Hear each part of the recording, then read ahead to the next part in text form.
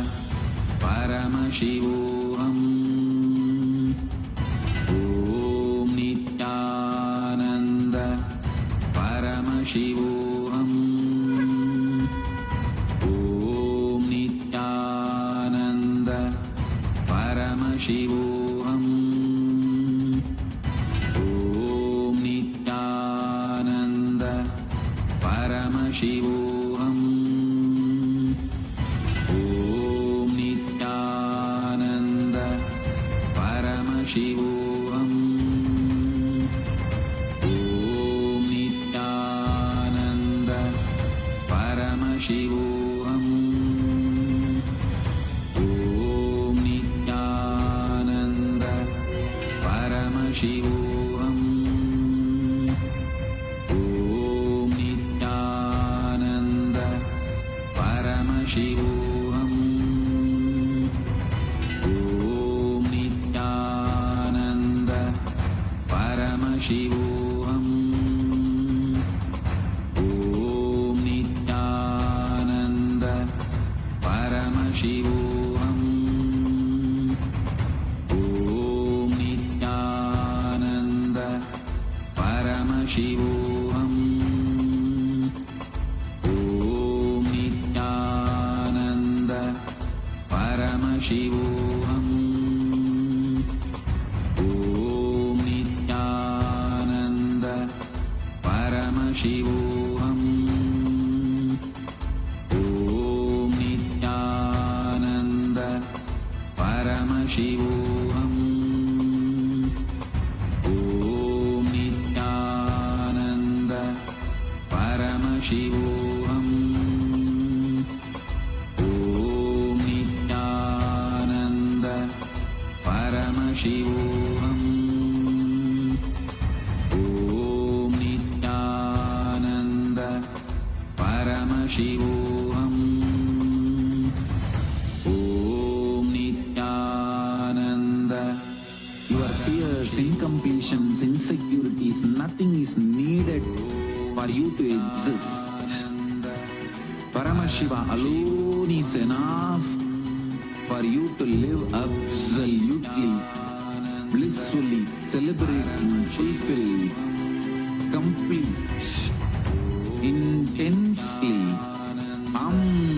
Paramashivoham.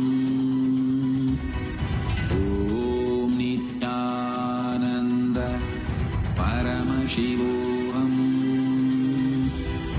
Om Nithyananda Paramashivoham. Om Nithyananda Paramashivoham. Om Nithyananda Paramashivoham. Om Nithyananda Paramashivoham.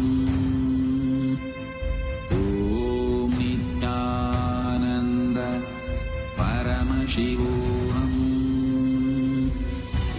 Om Nithyananda Paramashivoham.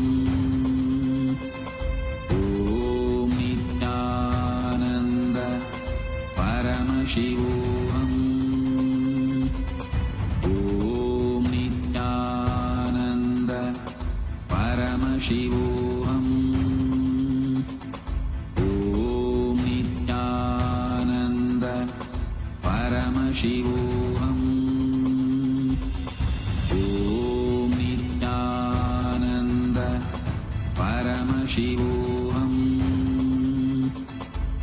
Om Nithyananda Paramashivoham.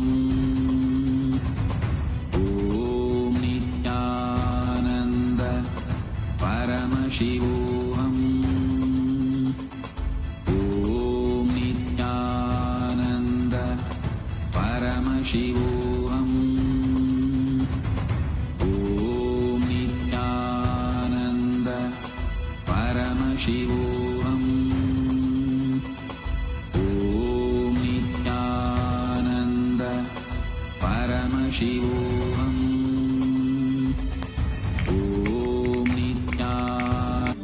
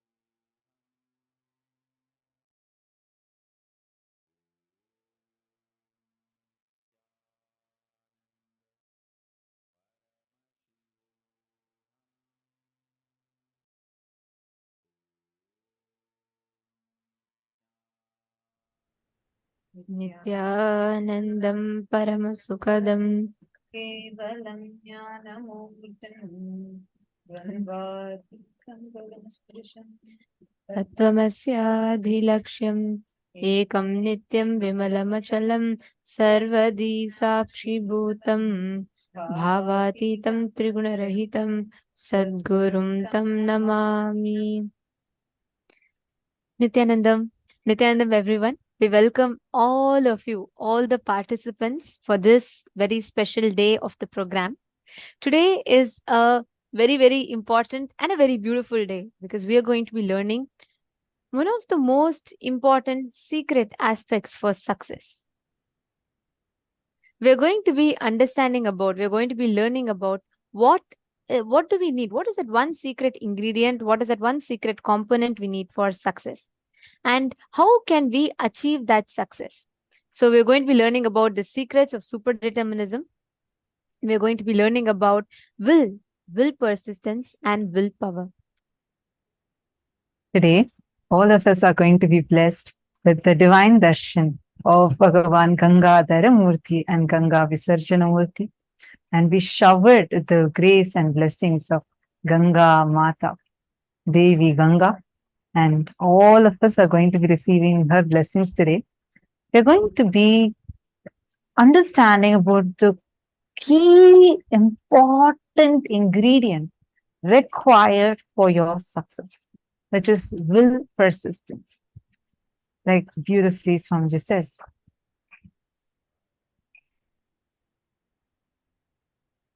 Ganga breaks the Himalayas not by power, but by persistence. And today, that is that persistence that each of us are going to be receiving. That is that will persistence we are going to be working on and awakening inside ourselves. So are you all ready for today's day? How many of you are ready? Please do let us know. Post it in the chat. Come on, all the participants, please take a moment and post it in the chat. How many of you are ready for today's day and ready for discovering that and awakening that will persistence in you? Great. Okay, wonderful. So one thing I just wanted to tell all of you is, throughout you being here, just be here for every single session. Don't miss out on any session, because even a single session that you miss out on, you are missing out on something that's crucial for your initiation today. Understand, Swamiji has literally made so many programs just squeezed into one. You're learning 21 days of inner awakening squished into 4 days. You're learning Nitya Dhyana Yoga, Nitya Kriya Yoga squished into 1 day. Because there are so many important things that is just taken, and literally the essence of the essence is taken and given to you. So it's very, very, very powerful. And when you are learning about these cognitions, don't just take them as one small cognition you're learning. You're taking your understanding in layers of cognition. And are all of you getting it?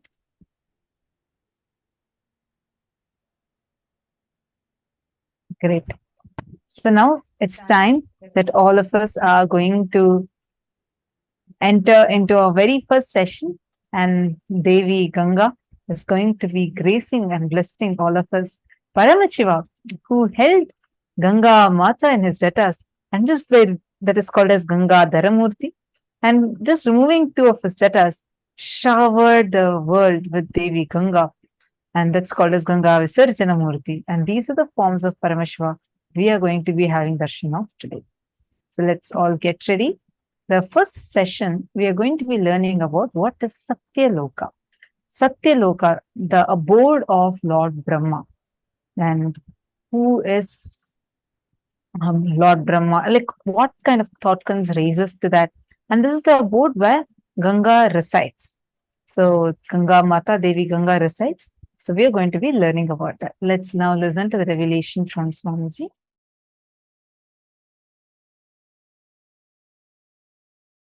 There are vertical time zones, Bhur, Bhuva, Suva, Tapas, Satya. The Satya Loka, where Brahma resides, there, 1 day of Brahmaloka is 4.32 billion human years. Understand?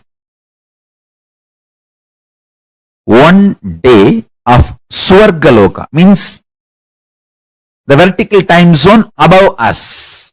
Bhur, Bhuva, Suva, Tapa.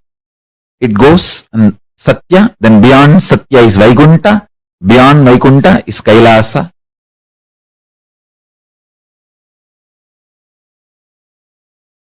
Below Atala, Vitala, Sutala, Talatala, Batala.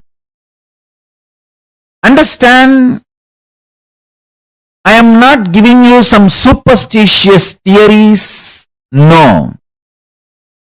I'll give you precise understanding and experience of these vertical time zones. And understanding about these vertical time zones as a direct utility for your day-to-day life. It can bring tremendous physical health, mental health, psychological wellness, a very powerful way of existing, and above all, life of Paramashivoham. You can exist embodying the space of Paramashiva, state space of Paramashiva, and manifest powers of Paramashiva.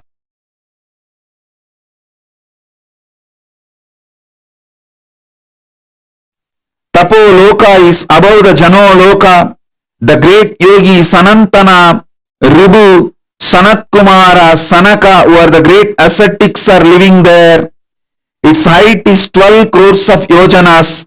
Above this is the Satya Loka, abode of the Brahma, whose cognitive mind is centered only on Satya, and who has attained the lordship over the Kalpa. Because of such powerful cognition, it's abounding in all kinds of the wealth and awe-inspiring objects and enjoyments. Its height is 16 crore of yojanas.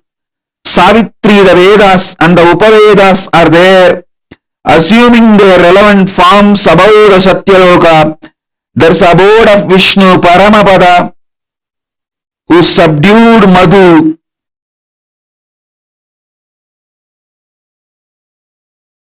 Discovering the principle on which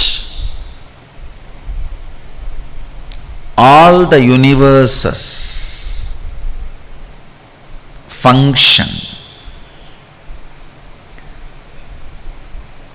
all the dimensions and planes, 11 dimension, 14 plane, actually 3 planes fall in one dimension itself. One plane does not fall into any of the dimensions.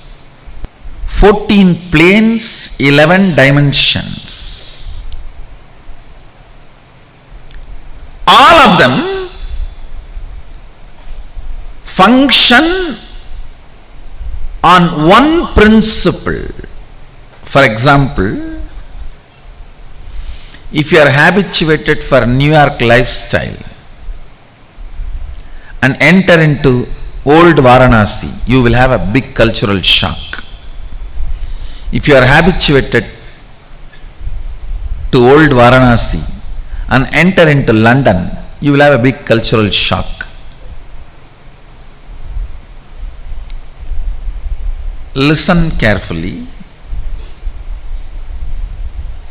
The American dollar may be useful in America.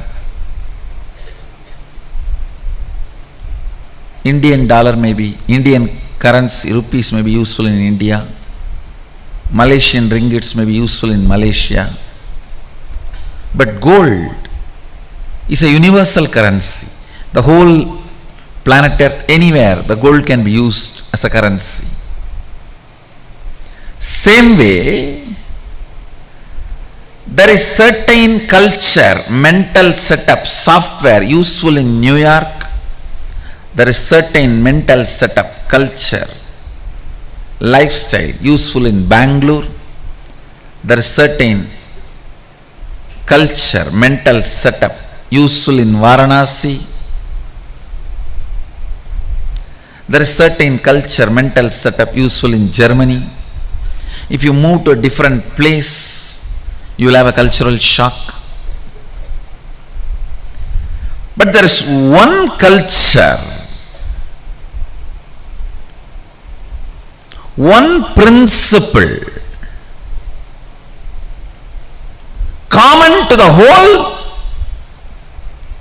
14 planes and 11 dimensions, the whole Brahmanda. If you develop this one principle in you, you have a cosmic currency. You will not have shock in any of these planes. Any transition into any plane, whether you go to Pitruloka, Bhuloka, Bhuvaloka, Tapaloka, Tapoloka, it's called Satya Loka, Brahmaloka, Vaikunta, Kailasa, Goloka, Patala. It is like you have cosmic currency. That principle is oneness.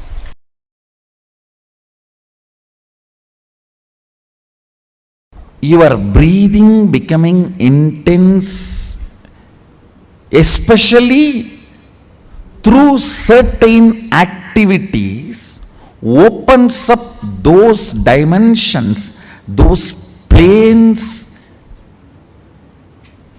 and your brain awakens the ability to have access to those dimensions. Listen. Now, you are intensely listening to this truth, and even if it is going above your head, you are trying to let me.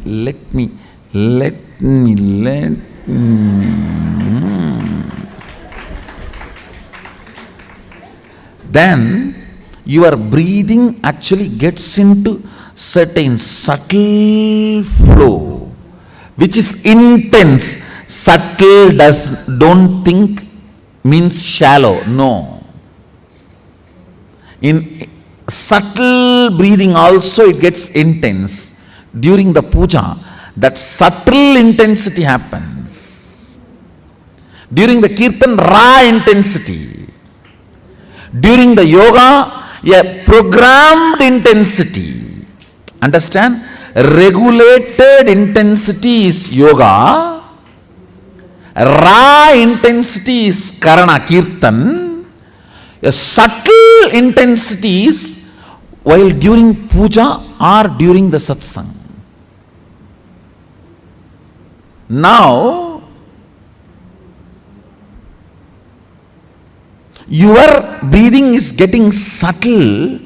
It will go and hit a component in your brain which will open your ability to access Satya Loka. Listen.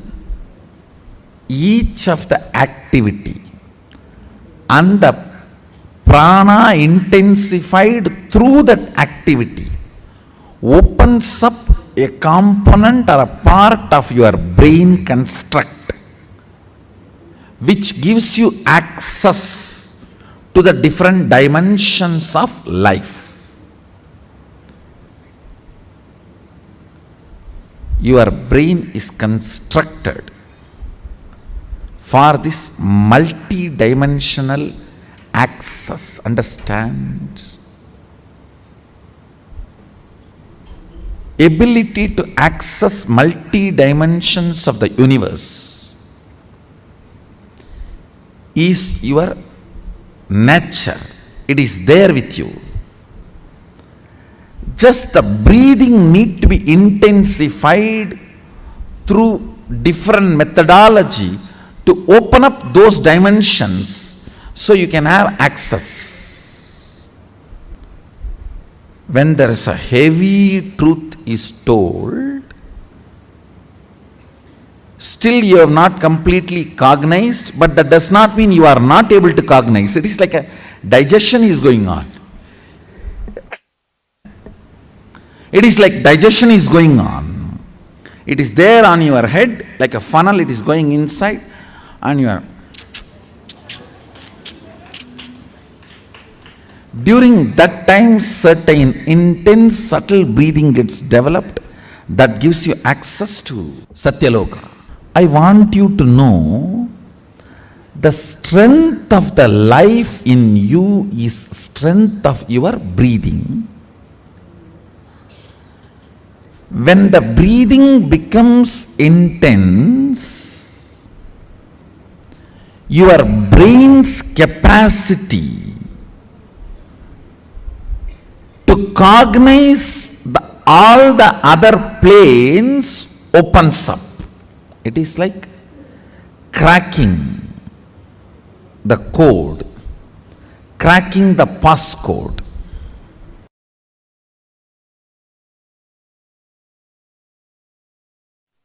Listen, if you are experiencing oneness, it is Maharloka. If you are experiencing oneness during the multiple expression, even though there are many people, but you know you are in all of them, that is Jana Loka. Even if you listen to these powerful cognitions, you will be irreversibly empowered.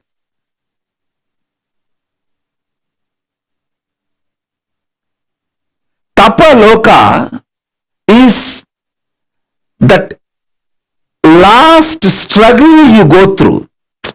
Sometimes you know you are Paramashiva, sometimes you just slip off, but again you say, I am Paramashiva. That space is the Tapoloka. An absolute surrender. Whether I am remembering, I am manifesting Paramashivatva, or I am deluded, I surrender both to Paramashiva. When you take that decision, you are lifted to Brahmaloka. You move to the Brahmaloka. The deep surrender lifts you to Brahmaloka. So understand? Then from there you move to Parandama, Vaikunta, and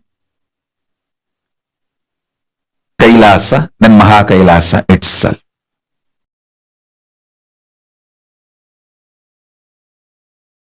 If I raise to Brahmaloka, is it possible to fall back again to Bhuloka or Bhatalaloka? Don't worry. Even if you raise up to Swargaloka, very rarely people fall back. Otherwise, usually 99.999% of the people only go higher and higher and higher. Exemption, rare stories only this falling back. Like sometimes rarely you hear some fellow raped his own mother. It's like a rare exemption. Like that, some rare people fall down from Swargaloka to Bhuloka. Otherwise, 99%, 99.99% they just go only higher and higher and higher. Gayatri mantra raises you up to Swargaloka.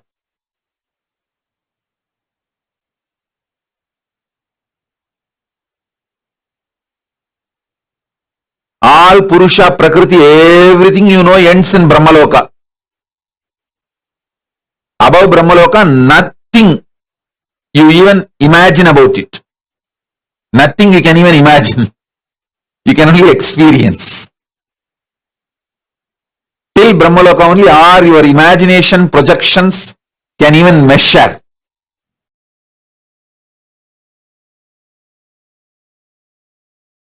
Yes, listen. Are you all ready? Shall we enter into the Brahmanyana session? The Satya Loka, pure intelligence session. Oh God. Till now what was going on was only introduction. Now only we are entering into the subject. Come on. See. What is Brahmanyana? Aham Brahmasmi. Tattvamasi. Ayam Anma Brahma.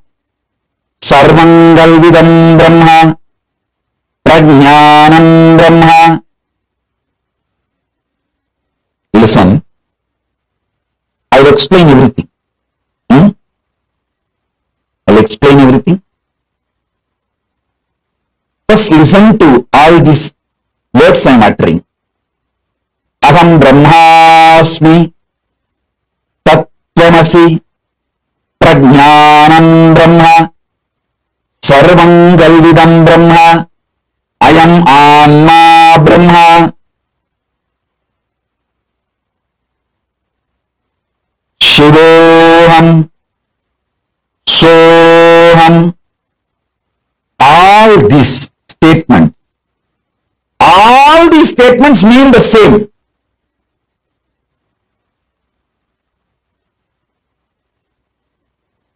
These words are all called Mahavakya. This is the pure Brahmanyana. This is the pure Brahmanyana, Satya Loka.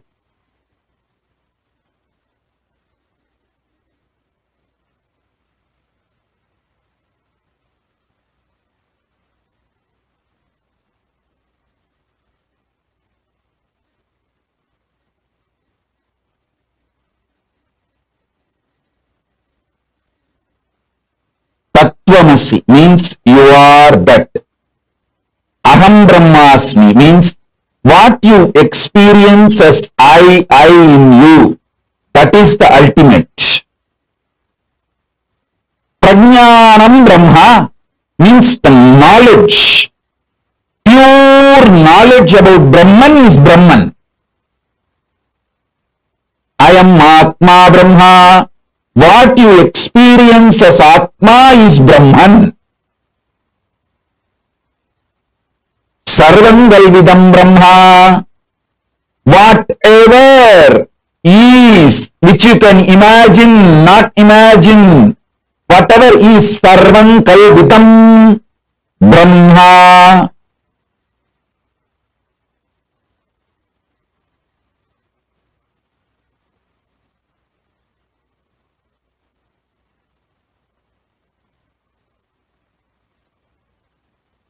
All of you please listen. Complete attention please. Prajnanam Brahma means complete knowledge about Brahman is Brahman. Sarvam Kalvitam Brahma, everything exists. You know, you don't know, everything is Brahman. I am Anma Brahma. Your very soul, core is Brahman. This knowledge leads you to Brahmaloka, space of Parabrahma. Listen. Satya Loka and Brahmaloka is one and the same.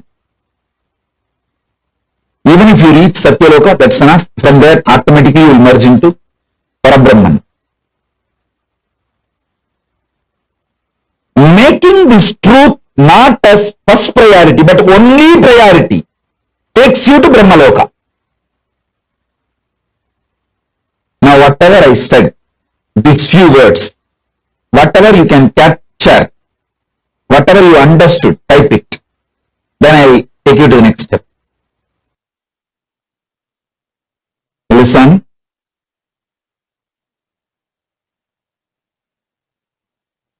Making Brahmanyana not just your first priority, making that as your only priority, makes you manifest pure intelligence.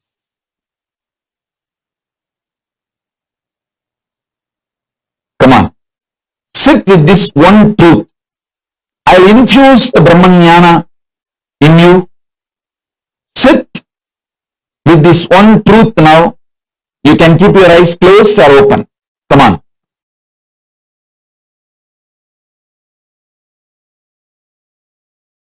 If you start cherishing the idea, I am eternal, means you are eternal. Aham Brahmasmi. Start cherishing the truth.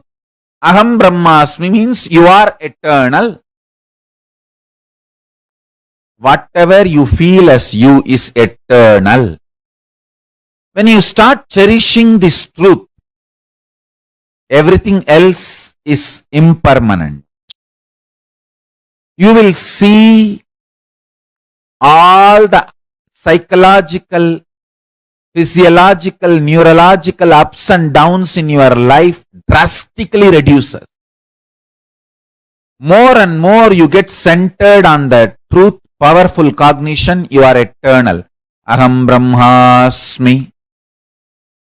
Other than you being eternal, everything else is not you. When you cherish this one powerful cognition, internalize it, so much of powerfulness will manifest in your life. It raises your physical health, mental health. Nobody can put a value for you. You decide the number. Your utility for yourself and others increases. Wealth is nothing but your utility for yourself and others. If you are able to increase that, your wealth increases. It has nothing to do with education. Understand?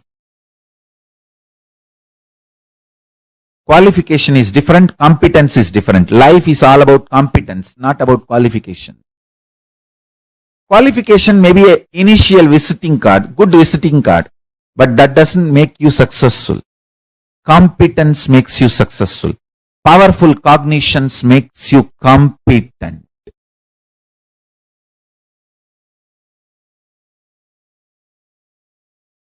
Powerful cognitions makes you competent.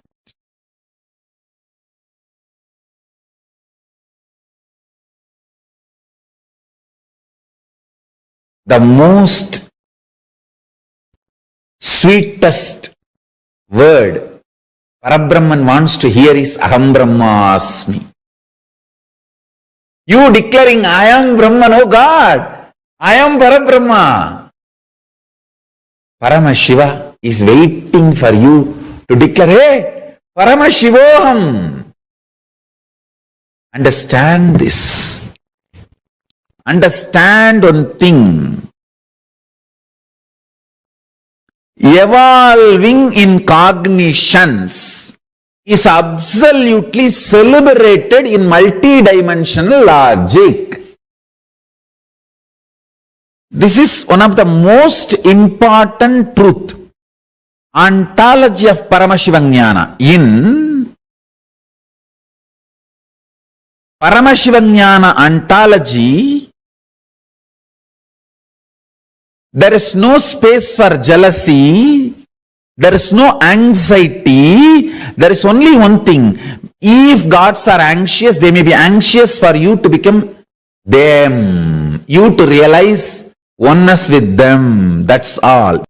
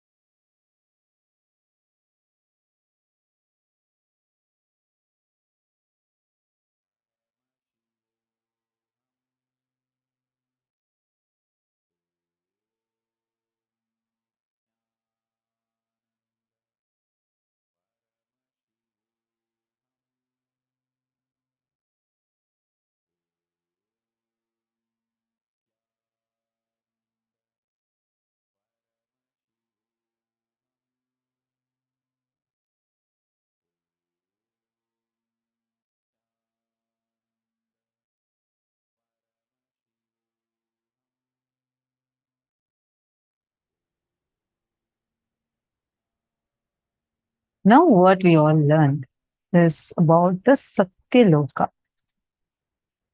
How the abode of Brahma exists. And this is literally like how Swamiji described, this is that last struggle. Before you achieve that enlightenment, that last struggle you go through is the Brahma Loka plane. And the moment you come out of that struggle, you will be in Satya Loka and you'll be liberated from there also. This is the plane where the Brahma Vidya is the ultimate knowledge, ultimate enlightenment knowledge flowers inside of you. I request all of you to take a few minutes and please post what are the clicks that each of you had in this session. What did you understand in this session?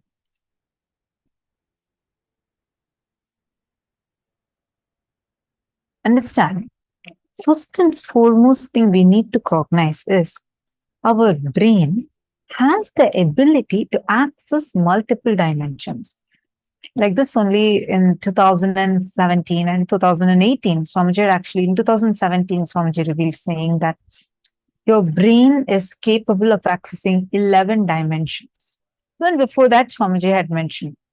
But then people could not really cognize it. What does 11 dimensions even mean?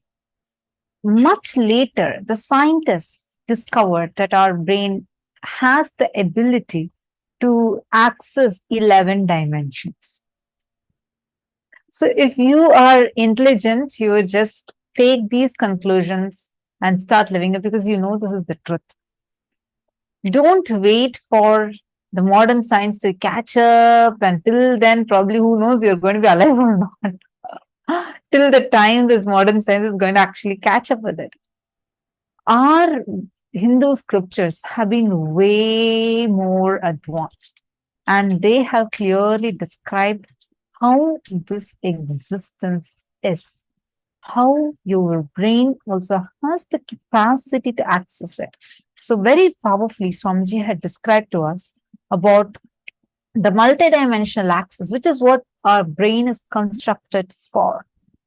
When your breathing becomes intense, especially through certain activities such as puja, kirtans, yoga, satsang, it opens up those dimensions, the 14 planes, and your brain awakens the ability to access those dimensions.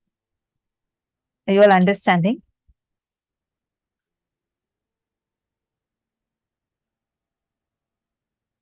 Swamiji gave a few Mahavakyas. Start cherishing those Mahavakyas. You all can see, these are the Mahavakyas.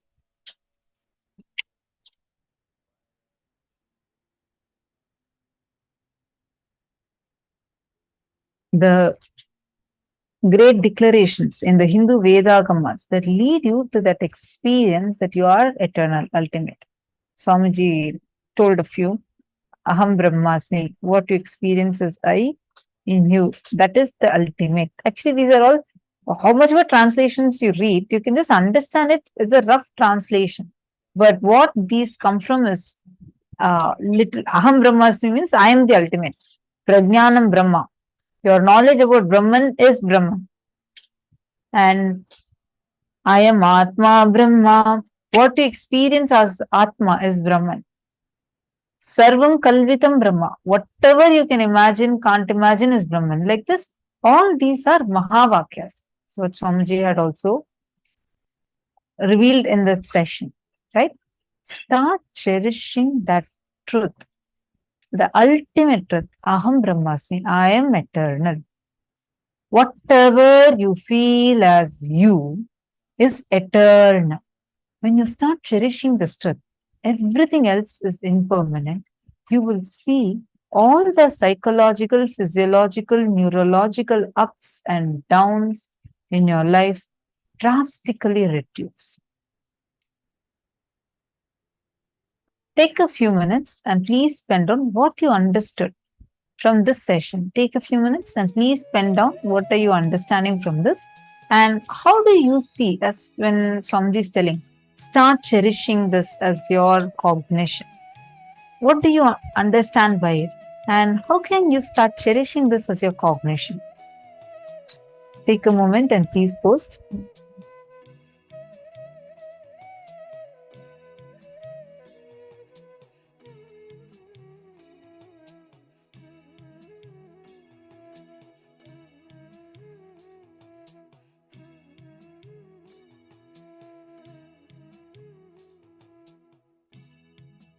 The moment you start cherishing that you are eternal, whatever I feel as me is eternal, start telling that to yourself. Experiment with it. Play with this cognition. Keep cherishing inside you. Swamiji said, whatever I feel as me is eternal. What I am, actually not just what you feel as you, the one who is feeling, that source of you, that is eternal. So that that you existing is eternal. Every time you're going through a really tough time, just cognize, remember. Even now, just remember. That itself is so liberating. You will see how it will immediately liberate you, take you out of the ups and downs, psychological, physical, physiological, psychological, neurological ups and downs. You just dissolve.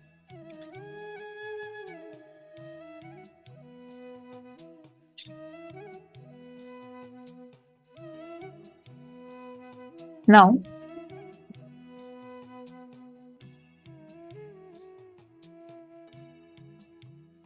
we are also going to be receiving an audio book, and this is the sacred Mahavakya chanting from Swamiji.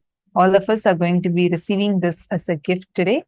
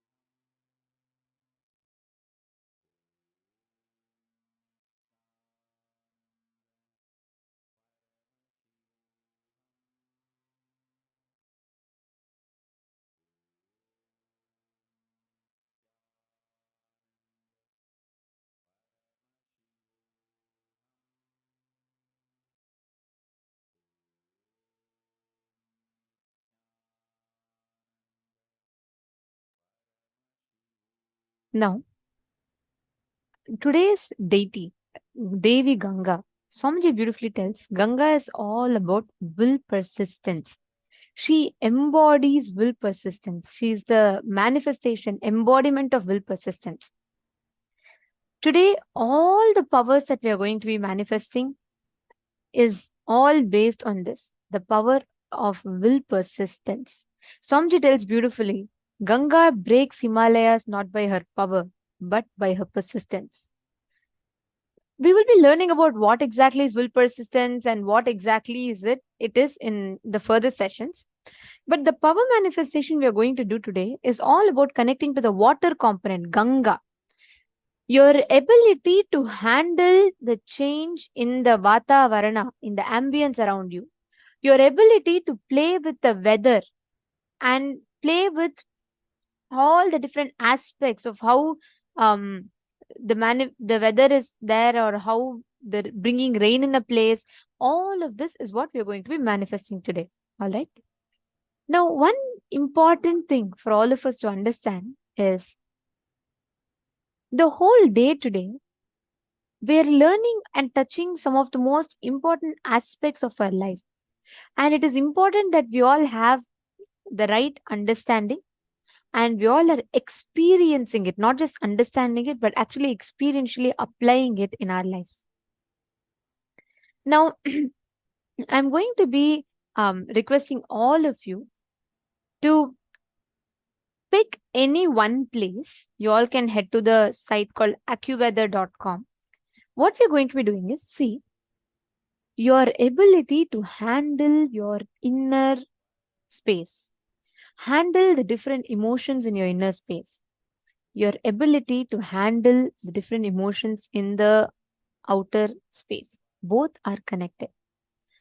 How much you can handle the Vata Varana inside of you, how much you can handle the Vata Varana outside of you, both of it matters. We are now going to be learning how you can apply this principle, how you can handle the Vata Varana. Means, when we say Vata Varana, the ambience, atmosphere, playing with the temperature, playing with the weather, everything, just with your conscious will. Understanding?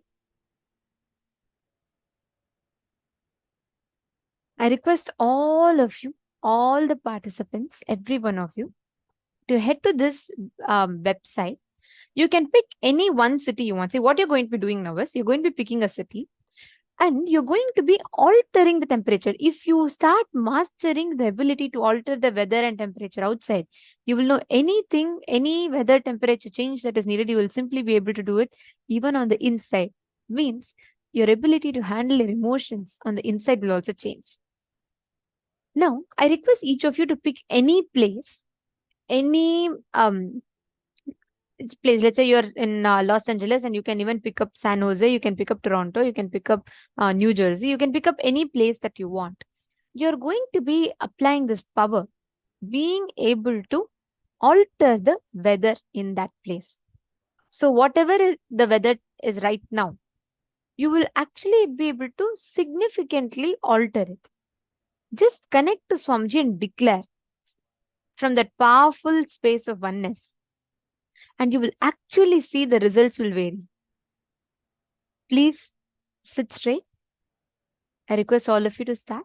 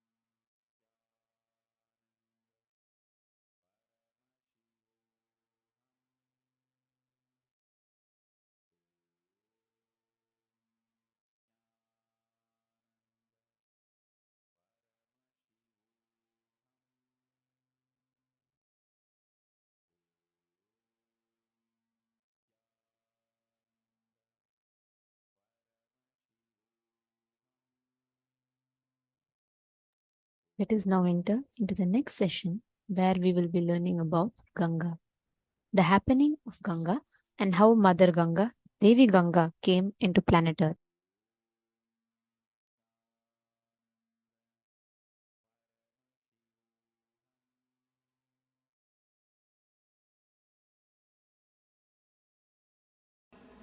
Today we will see the story of Ganga.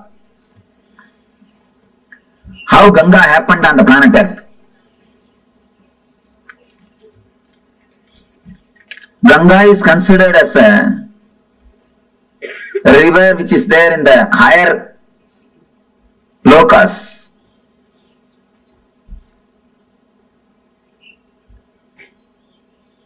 It was there with the Kamandalu of Brahma. Means this is the energy, this is the water energy of existence. Brahma means a creator, the energy which creates the whole existence. You see Brahma, you can see four things within. One is the Kamandalu, means the water energy. Another one is the palm leaves, Veda, knowledge, wisdom. Then Akshamala means Japamala.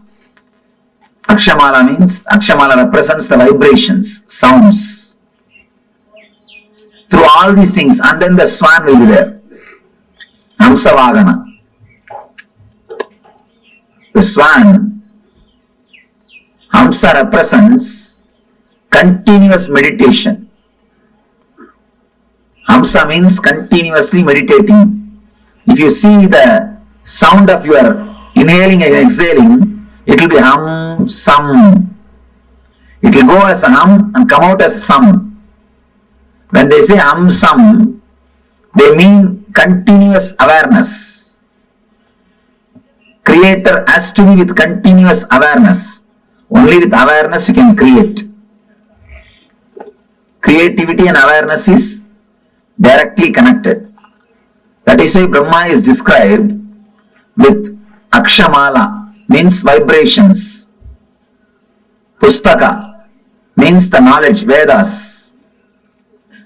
And the Kamandalu, water energy. And Hamsam, awareness. Man who has reached the ultimate awareness, the Parama awareness, is Paramahamsa. Hamsam means awareness. Man who has reached the ultimate awareness is Paramahamsa. Ganga is the water energy of Brahma. She was there in his Kamandalu. I will describe the scene, how the Ganga happened on the planet Earth. First I will tell the story, then we will see the deeper meaning of that metaphysical story. There was a king called Bhagirath. For some reason, his forefathers have been cursed by some rishi and they all died. They have been burnt, reduced to ashes. All their ghosts are living there, struggling, suffering. They are not liberated. So they beg Bhagirath to help him some way. Bhagirath decides, I have to do something and liberate. He starts meditating, doing penance, doing tapasya towards Brahma. Brahma appears and gives darshan.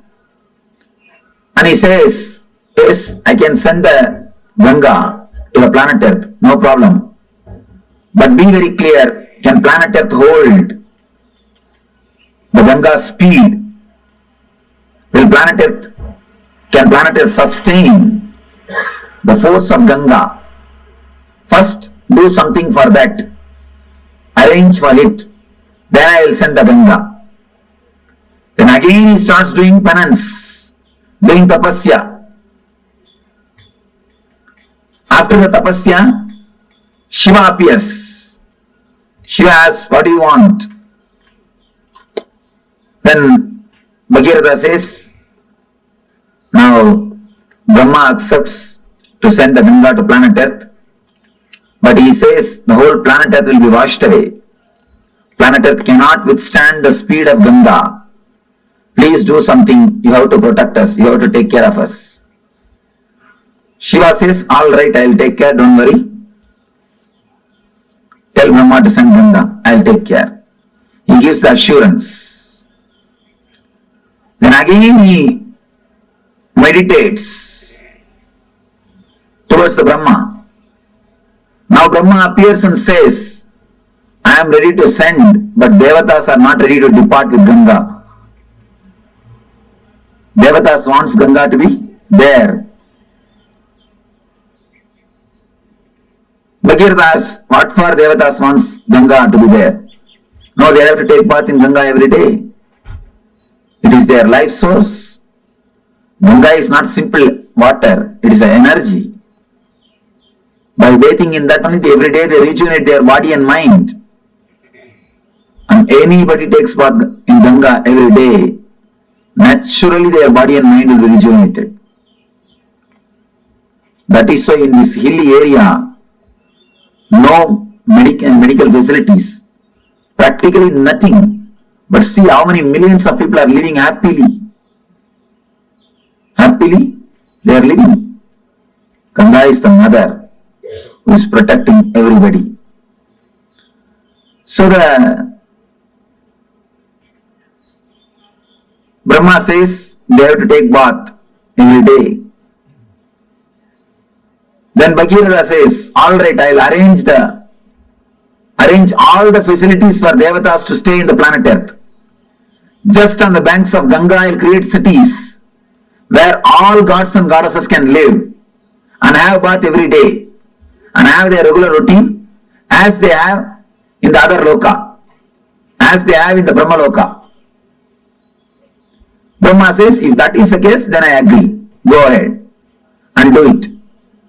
Then he comes and does tapasya towards Himachala, the Hima hills, Hema Parvata, the Himaraj, who is the father-in-law of Shiva. He does tapasya towards the Himaraja. Himaraja appears and asks, what do you want? I want you to be the host for Mother Ganga. I want you to be the host for Mother Ganga. And you are the person in whom I can create a city for all the Devatas. And only from you, the Ganga can flow. You are the only person who can be base for Ganga. Then she goes and tells Himaraja, host her. Himaraja accepts that Himaraja will host her. Then Bhagirath starts building the whole city throughout the route in which Ganga is supposed to travel. He meditates on every hill and takes permission. He prays to every hill. Every hill says, yes, I will give the way for Ganga. So all the whole route is cleared. Then he goes and prays to Kalabhairava, who is the in charge of city Varanasi. Kalabhairava is the in charge of Varanasi city. He meditates towards Kalabhairava. Kalabhairava appears and says, what do you want? I wanted, please give us the way for Ganga. You should receive Ganga and give us the way. Kalabhairava says, surely I will give, don't worry. But this is such a holy city. Tell Ganga to do a protection of the city and go.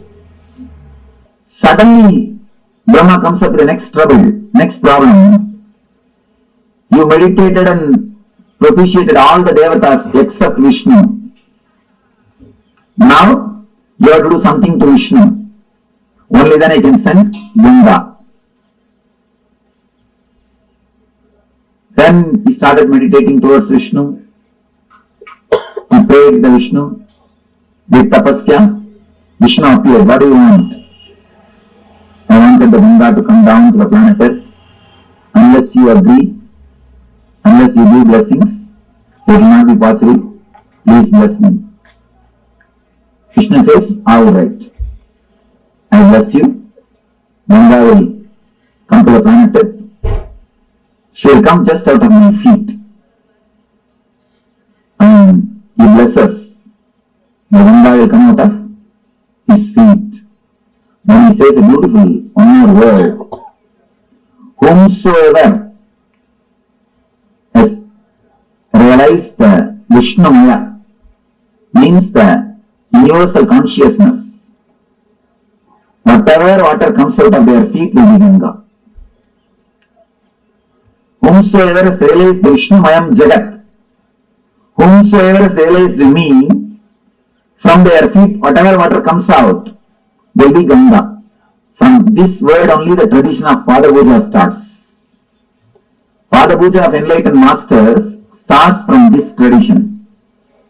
Vishnu says, whomsoever has realized the Vishnumayam Jagat, Sarvam Vishnumayam Jagat, from their feet Ganga will flow. From their feet Ganga will flow. Then, now he again meditates towards Brahma. Brahma appears with all his glory and compassion, blesses the Bhagavata, then he prays to Ganga. Then he does tapasya towards Ganga, meditates and invites the Ganga mother, Ganga with all compassion, not only compassion, the wild energy. She just comes out of the Brahma's Kamandalu. With all the power, she straight away started moving towards the planet Earth. The moment she came out of the Kamandalu and started moving towards the planet Earth, all the 14 worlds are shaken. All the Devatas, all the Rishis, all the Munis simply escaped from their planet Earth and ran away because they got frightened. The Pralaya is going to happen. Means the end of the world has come. Such a power, they simply ran away from their world. They escaped. And appears Shiva. Shiva beautifully appears and puts his head in between the Ganga. She straight away lands into Shiva's head, into the matted lock. The next thing, she gets locked in the hair itself. She is black. Here, Bhagavān is sitting, waiting for Ganga for one kalpa. What has happened? They are receiving the call, she has started already, but she has not landed. Already she has started, but she has not landed here. What happened? What happened in the way? Again he meditates towards Shiva. Shiva appears and says, yes, she is there in my head. Now what do you want me to do? Bhagavān says, please just send her a little bit. Don't hold the whole thing. Then Shiva says, oh, is it so? Alright. Then just, he moves one hair. Just he does. Only one hair moves. And from the one hair gap, just Ganga comes out and lands on the Himalayas and comes. That is the river which is flowing throughout this planet Earth. And that is the perennial source. That is the Ganga. By flowing through this way, she fills the ocean. Understand? The story says the ocean itself is son of Ganga. Varuna Raj is son of Ganga Mata. Water is supplied to the ocean by Ganga. That is the story. Originally there was no ocean. There was no water on the planet Earth. It is through Ganga first water came to the planet Earth. And because of Ganga flowing continuously, all the oceans are created. It is from Ganga, original water source started. Then she goes and merges into the Samudra Raj, the son of Ganga Mata.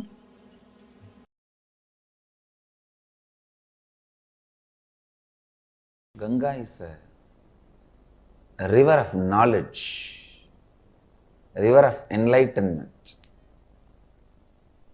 There are some slokas which says just by drinking the Ganga water you can get enlightened.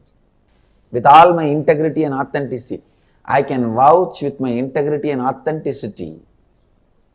Just by living around Ganga and drinking the Ganga water every day, even remembering the Ganga's sacredness, one can become enlightened. Because it's such a powerful technique, powerful method, powerful process. Ganga heals all the violence we carry. Ganga heals all the incompletions we carry. See, the lust is an incompletion, anger is an incompletion, violence is incompletion. All the incompletions we carry, Ganga can purify. Ganga can really, really purify.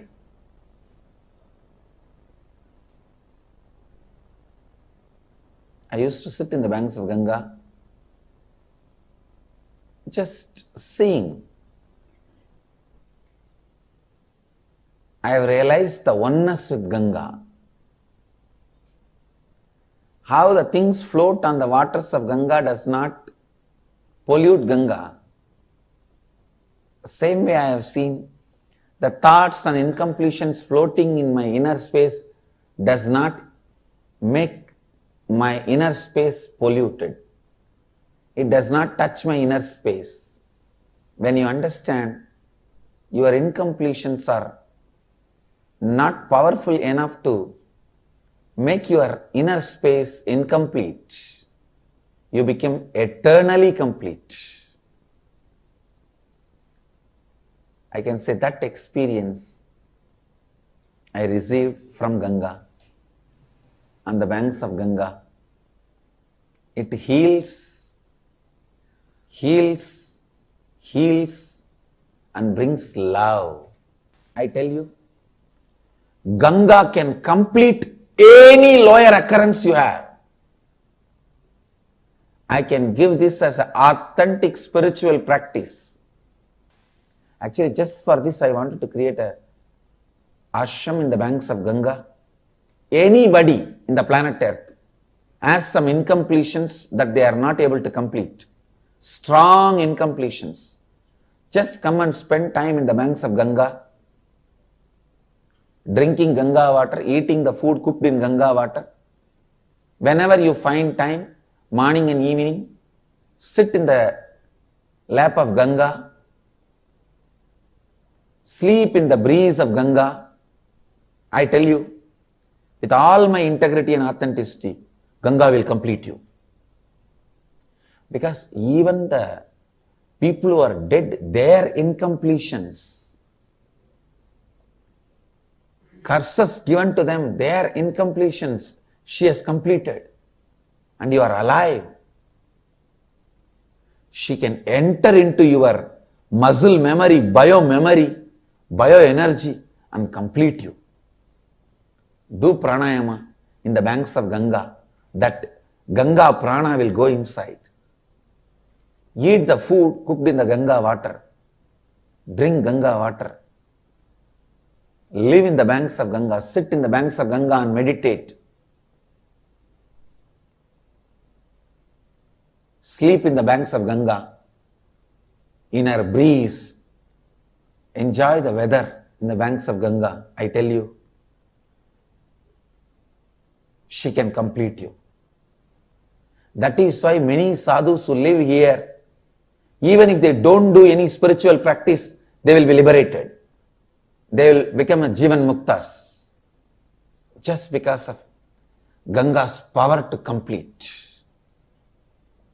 She is here to complete.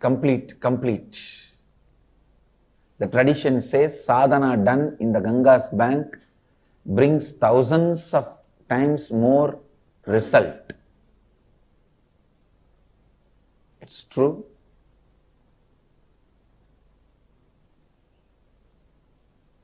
Ganga Mata is such powerful energy, such beautiful energy, such great energy. The largest worshipped deity is Ganga. She is the Kalpataru for planet Earth. Whatever whoever wants, she goes on showering. She is like a mother. Physically also she gives what do you want, and spiritually also she showers what do you want. She is the Kalpataru.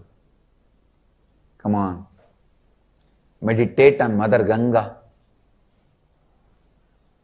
Let Mother Ganga be a Kalpataru.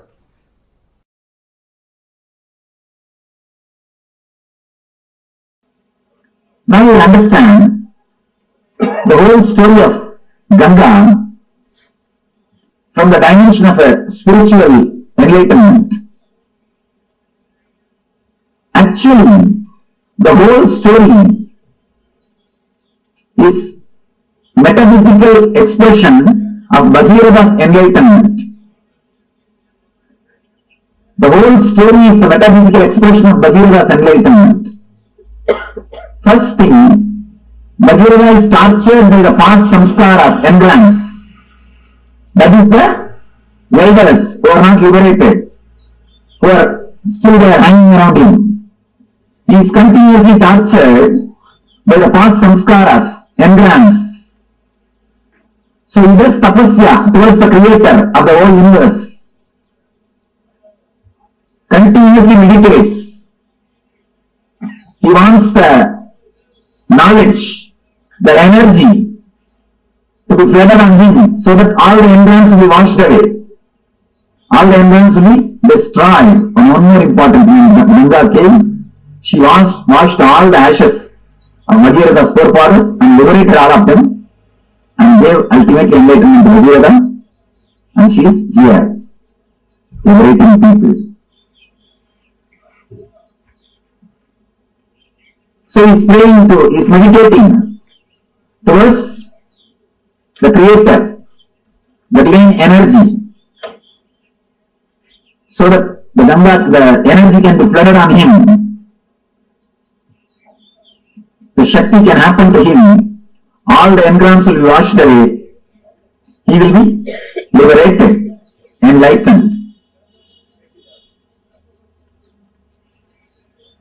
The first darshan of Creator is what I call first experience, Satori. Understand, why do you think Brahma is described with a forehead? Don't think four heads are there. He can see complete 360 degree. The first experience is what is described as Brahma.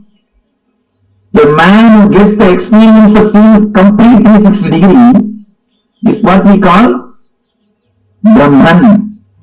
He has achieved Brahma. He has achieved the Brahman consciousness.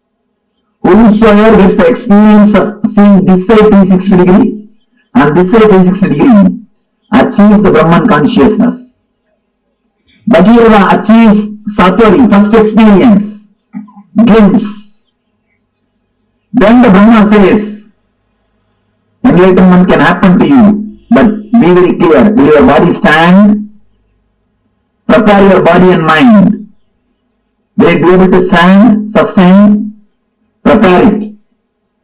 Then it will happen forever. Prepare yourself. Create the maturity so that the energy can be with you forever. Then Bhagavān starts his tapas. Bhagavān starts his tapas. All the energy centers is awakening and preparing all the energy centers to receive the energy and to sustain it, to radiate it. If you don't prepare the planet Earth and call the Ganga, it will not be blessing, it will be a curse. It will destroy the planet Earth and the other worlds. So unless you prepare your whole body mind, enlightenment cannot happen. You need complete preparation. Satori can happen. You need complete preparation. Now he meditates towards the Guru who will guide, who will hold the energy and give you how much you wanted. He is the Shiva. He meditates on the Guru, Shiva, and asks, Master, when I have the experience, see my maturity and take care of me. Go, let me go with maturity and energy. Just take care. How much I mature, that much supply the energy. Please let you be the safety valve. Let you be the dam. Then appears Guru. Says, I'll take care. Don't worry. Then, once everything is ready, he has to prepare the base for the energy to land. Is Anandagandha Chakra. Anandagandha is the base on which directly the Ganga can land. Ganga can descend. So he creates all the 7 cities, 7 chakras. He clears the roots, opens all the chakras, makes himself mature. So that when energy descends on him, when enlightenment happens on him, it can stay on him and help the whole world. It will be a blessing for him and to the whole world. He continues to do tapasya. He propitiates all the devatas, means the devatas who are residing in every chakra. Then comes Kalabhairava, in charge of Varanasi, Swadhisthana chakra. And he asks, please give me the way for Ganga. Kalabhairava says, surely I will give, but tell her she should go round. She should be around me. She should be in me. That is why Swadhisthana, energy is installed in Swadhisthana. Energy is installed in Swadhisthana. It is Swadhisthana where the self is established. Himalayas is Anandagandha. Varanasi is Swadhisthana, where the energy is installed, where the whole energy takes a turn, where whole energy takes U-turn. He propitiates all the devatas, prepares the whole thing, then intensely starts meditating, calls the Ganga. So Brahma blesses, Vishnu blesses, Ganga has come out of the Kamandalu, straight away she is landing, but still enlightenment has not happened. Ganga has lived there, but she has not landed here. Whatever can be done, all the tapas is done. Everything is done. Whatever meditations can be done, whatever tapas can be done, whatever study can be done, everything is done. Enough. Now Ganga is not happening. He just relaxes, dropping all the efforts. Enough now, nothing can be done. What to do? Nothing can be done. So when he relaxes, surrenders at the feet of Guru, the Lord Shiva, out of his grace and compassion, he moves one hair. Then lands Ganga in Anandagandha Chakra to flood the whole world with the spiritual energy and runs to all over the world, not only to Bindasagar, till Yogi, and moves all over the world, and blessing the whole world during the Yuga Suba and Parasuba. Not only washing the environs of Bhagavata, blessing the whole planet Earth, whole universe, by radiating the divine energy, by radiating the spiritual energy, by radiating Ananda Shakti. Ananda Shakti, the Ananda Shakti, which has liberated Bhagavāna, which has liberated the whole humanity, which is liberating millions of seekers. The Guru's grace, Ananda Shakti, let it liberate all of you. Let it flow in all of you. Let it be in all of you. Let it purify all of you Let it radiate in all your beings. Let all become channels of Ananda Ganga. Let all become Ananda Shakti.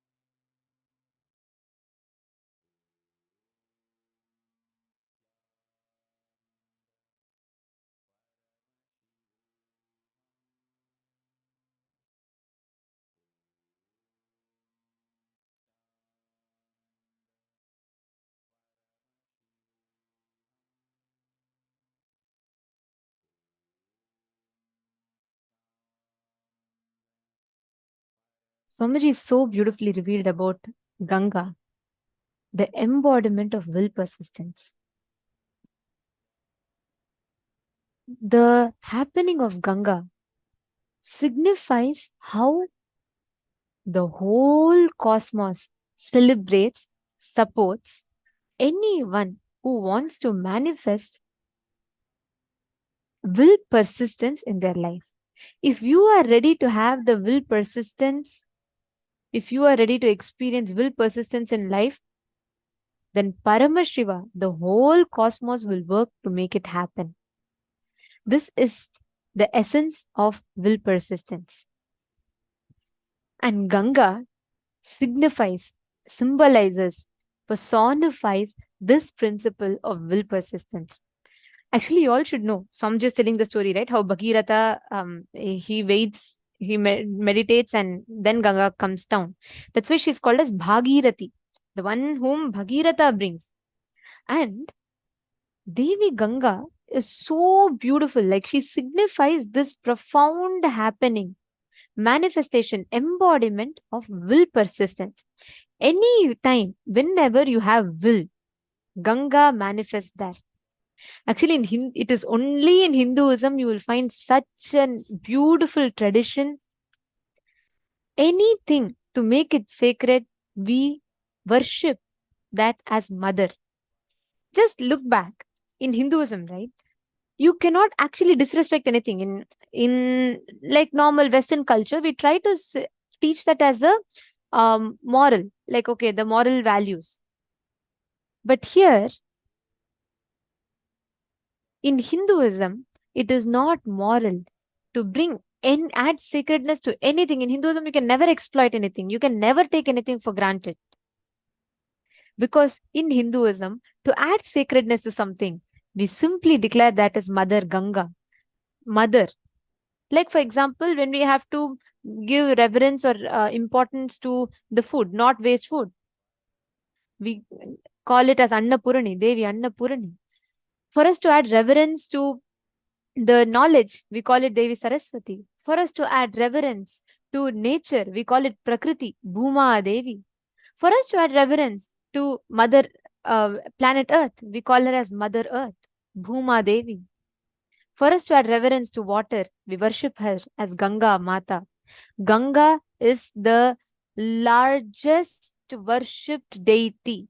And actually, Swamiji tells Ganga is the deity who has the largest number of rituals happening to her.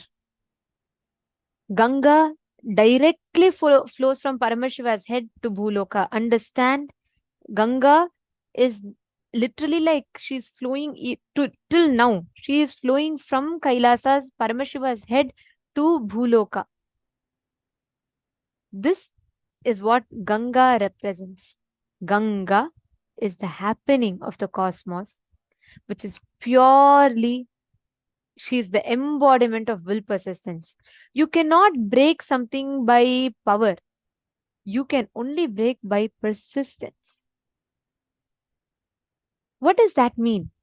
Understand, most of the times we all tend to get we try to fit ourselves, we try to do things in our limited understanding of what are the efforts we need to take and so on. But actually, it is never based on how much power you have that you manifest things. It is based on the persistence of you. That is exactly what Ganga represents. Swamiji tells Ganga is the river of knowledge. She is the river of enlightenment. There are some shlokas which say, just by drinking the water of Ganga, you can get enlightened. Devi Ganga is so powerful. Ganga, Ganga Mata, she completes you. Because even the people who are dead, their incompletions, lower occurrences, their incompletion, everything she completes it. She completes it.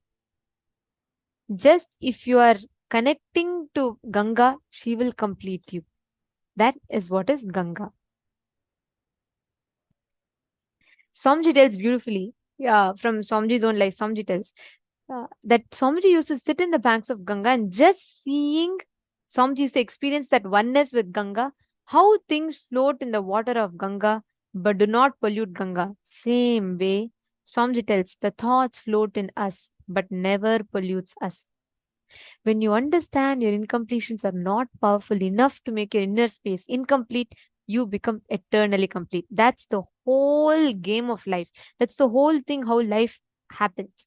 If you just understand everything is floating, actually you all should know. Ganga, literally people throw the ashes, people do all sorts of things to Ganga. Still, she is never polluted. That is why she's called as Pavani, means so pure. Just by taking a dip in Ganga, it is said that all your sins gets washed away. Actually, the best way to experience Mother Ganga, experience completion with Ganga Devi, is just to meditate in her presence, just to experience her presence. I request every one of you to sit for a few minutes. We will now be connecting to Mother Ganga, the Ganga energy. Just seeing Swamiji in Ganga. When you just connect to Swamiji as he enjoys Devi Ganga, even if you just watch, connect to that, you'll experience tremendous completion. You'll experience so much of healing in your inner space. And we're going to be doing that process now. See, you don't need to do anything. Just connect to Swamiji intensely. And now we are going to be watching some oneness capsules where Swamiji is enjoying Ganga. And let us all take a few minutes to connect to Devi Ganga. Sit straight. You cannot understand Ganga by trying to grasp her, but you can experience her presence.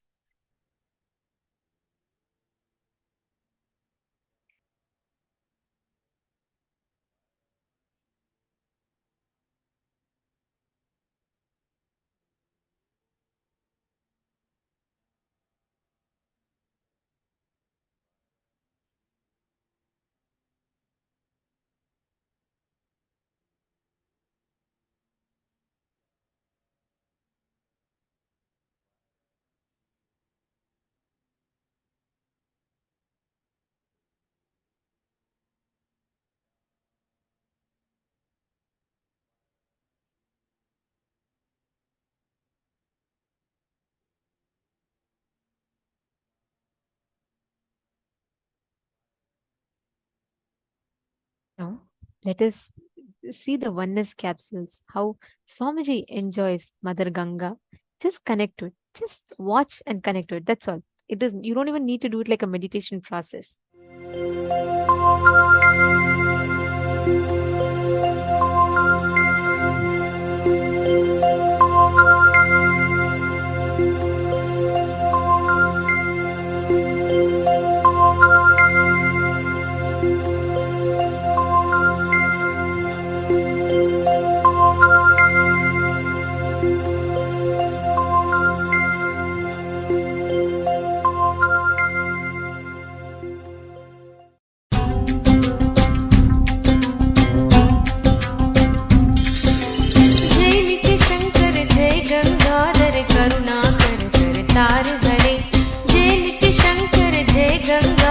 करुणा कर कर तार हरे।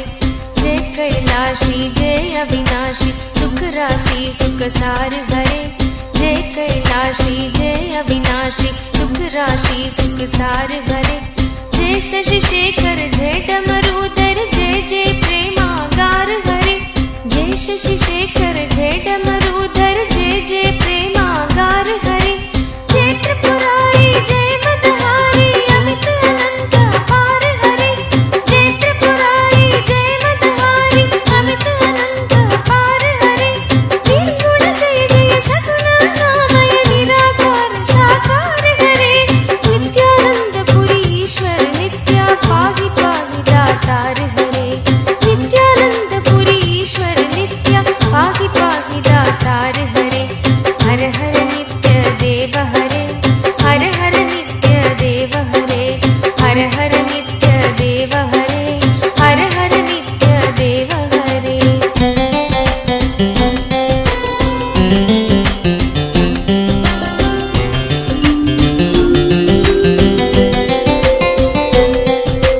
नित्य रामेश्वर नित्य नागेश्वर वैद्यनाथ केदार हरे।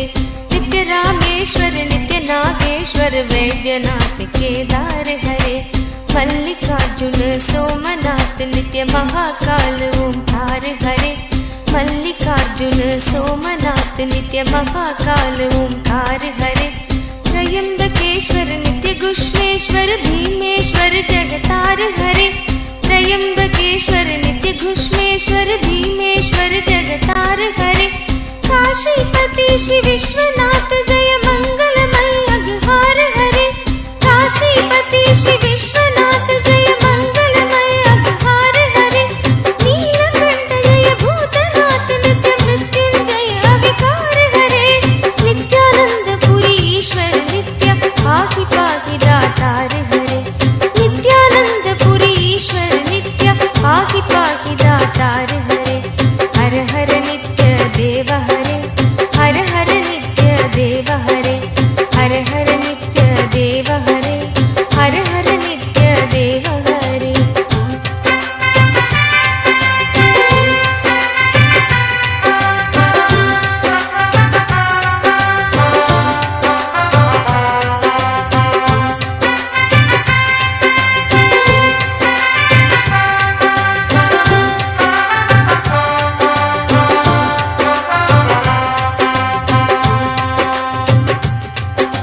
नित्य महेश जय नित्य भवेश जय आदिदेव नित्यानंद विभो।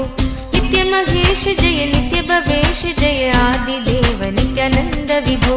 किस मुख से है गुणतीत प्रभु तव अपार गुण वर्णन हो। किस मुख से है गुणतीत प्रभु तव अपार गुण वर्णन हो। नित्य भव कारक तारक हारक पातक दारक नित्य शंभो। नित्य भव कारक तारक हारक पातक दारक नित्य शंभो। दीन दुख हर सर्व सुखावर प्रेम सुधाधर दया करो। दीन दुख हर सर्व सुखावर प्रेम सुधाधर दया करो। पार लगा दो भव सागर से बनकर करुणाधार हरे। नित्यानंद पुरी ईश्वर नित्य पाहि पाहि दातार हरे। नित्यानंद पुरी ईश्वर नित्य पाहि पाहि दातार हरे। हर हर नित्य देव हरे। हर हर नित्य देव हरे। हर हर नित्य देव हरे। हर हर नित्य देव हरे। जय मन भावन जय अति पावन शोक नशावन नित्य शंभो। जय मन भावन जय अति पावन शोक नशावन नित्य Shambho.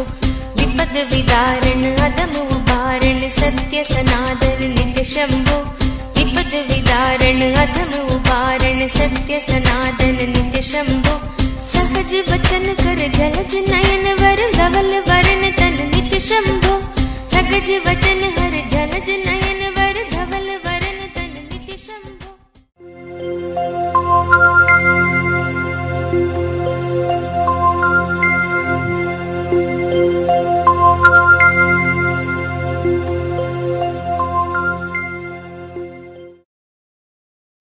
Just connecting to the mother energy of Devi Ganga.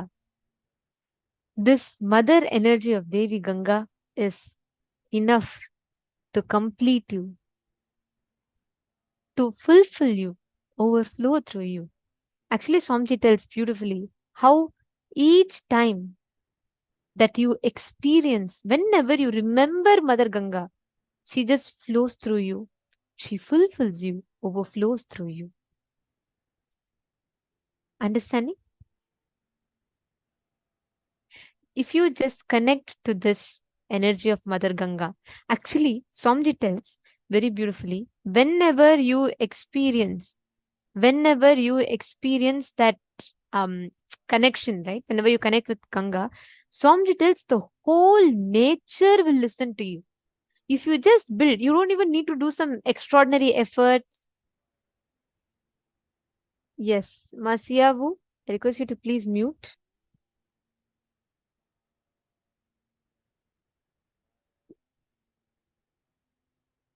Yes. Sorry for that glitch.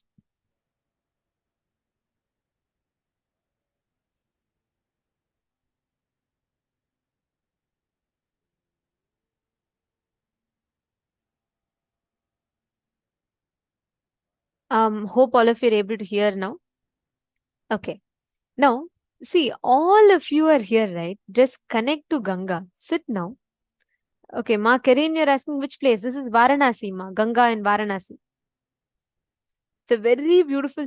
Actually, you should see whenever Swamiji sits in the banks of River Ganga, right? Oh my God, Swamiji will just be in that overflowing love with the whole cosmos. Because, like Swamiji tells, whenever you sit, even sitting in the banks of River Ganga will overflow and fulfill you. Just sitting in the banks of Ganga will bring so much of completion in your inner space. You're understanding, ma? Very nice. Actually, all of you sit now, intensely connect. You will see that just by, you don't even need to try focus, meditating, nothing. You can connect to Ganga and you will see automatically from that reverence when you worship, when you say, Ma, Ganga, please can you come, please can you just flow here? She will simply listen to you. Ma Jyotikonda is asking, it's Rishikesh. Actually, Ma Ganga flows all the way from Himalayas. She merges into Bay of Bengal. So it's a long journey. She flows in different paths. Swamiji has been to Ganga and Haridwar. Swamiji has walked along the banks of Ganga fully. So yes, in different places. This particular oneness capsule is from Kashi, Varanasi. Ma. All right. Now I'm going to request each of you here to connect with this mother energy, Devi Ganga, and manifest the power of being able to change the Vatavarana, change the temperature. Take a few minutes, chant the Mahavakya.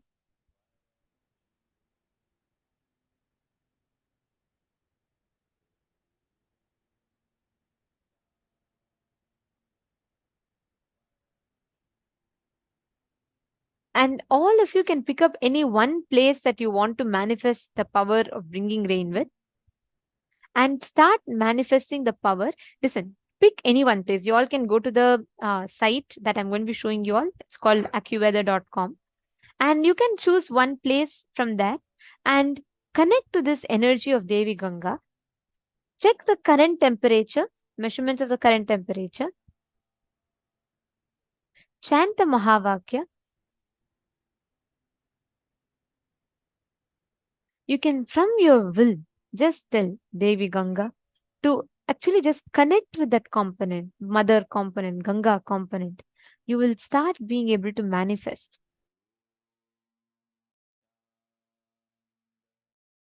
Paramashivoham. Om Nithyananda. Paramashivoham. Om Nithyananda. Paramashivoham. Om Nithyananda. Paramashivoham.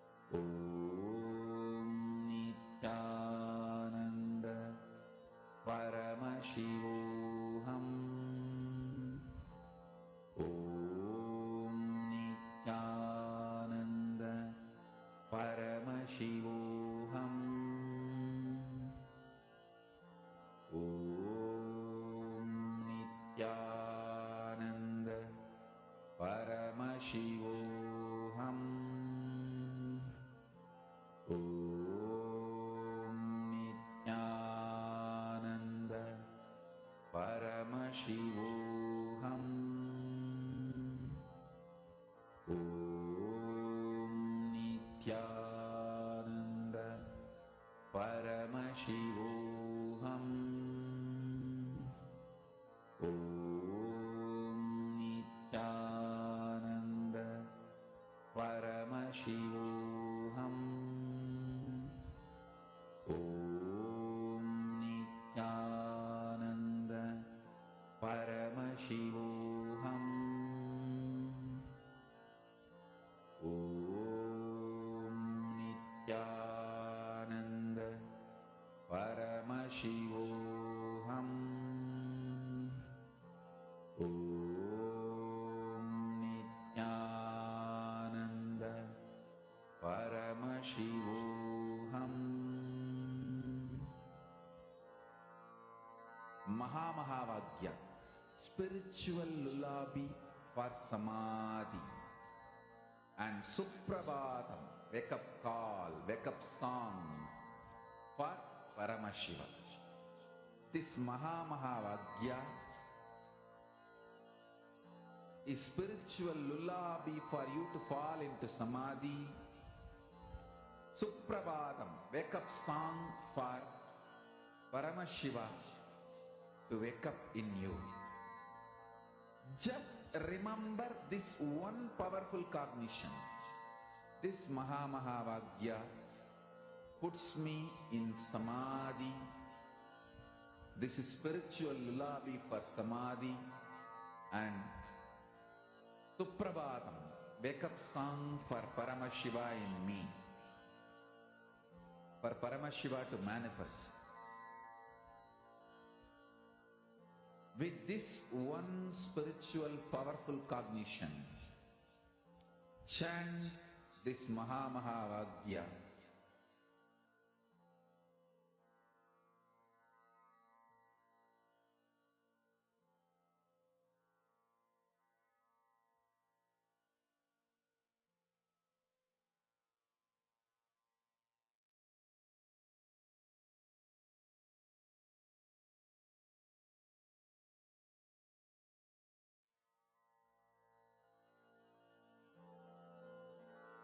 Mahamahāvāgya, spiritual lullaby for samadhi, and Suprabhatam, wake up call, wake up song for Paramashiva, for Paramashiva to manifest.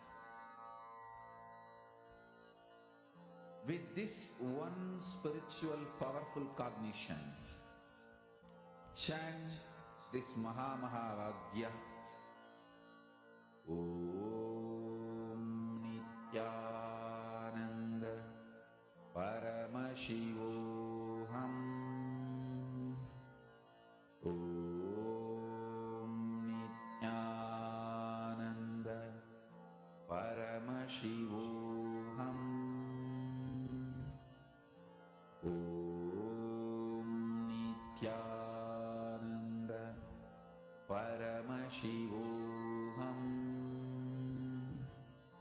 Om Nithyananda Paramashivoham. Om Nithyananda Paramashivoham. Om Nithyananda Paramashivoham. Om Nithyananda Paramashivoham. Om Nithyananda Paramashivoham. Om Nithyananda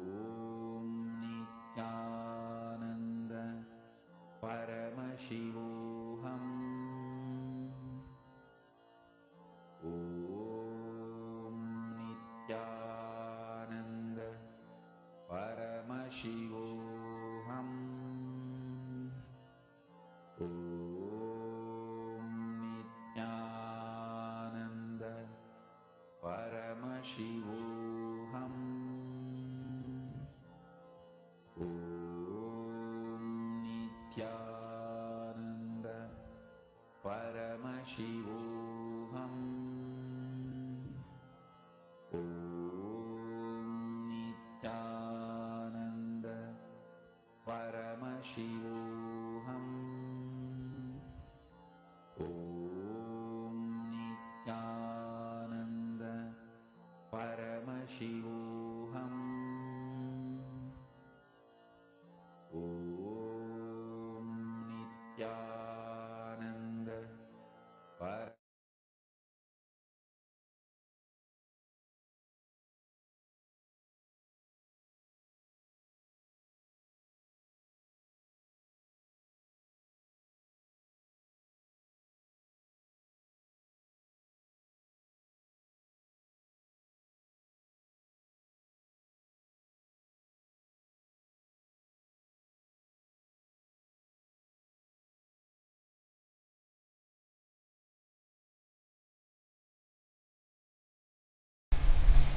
Whether the inner world success or the outer world success, whether Jivan Mukti, living enlightenment, or the outer world success, power, money, whatever you want, happens with one master key: will persistence.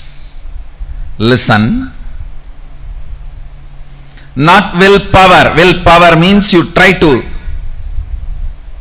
make a will few times. My health should be like this, my life should be like this, my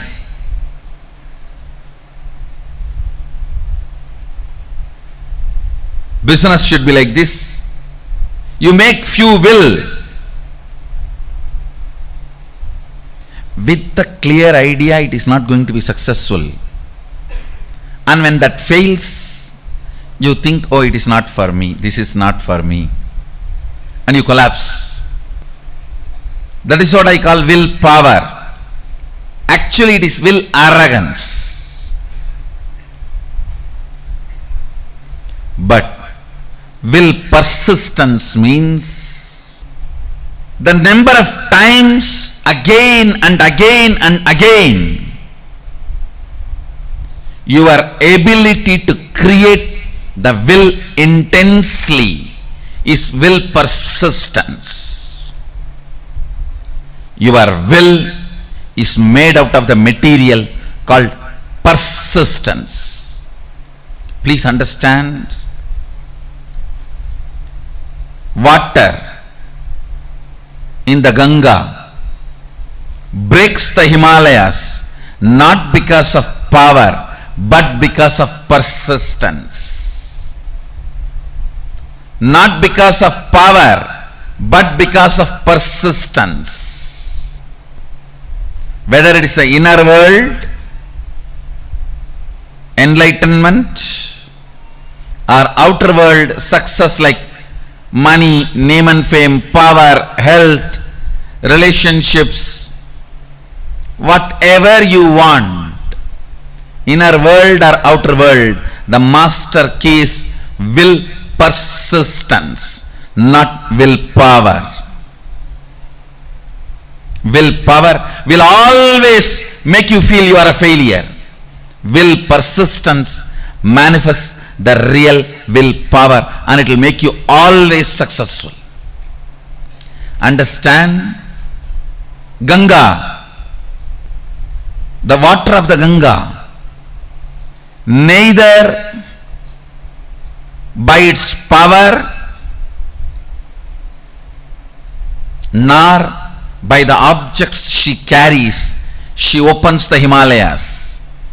It is just by her persistence she opens Himalayas.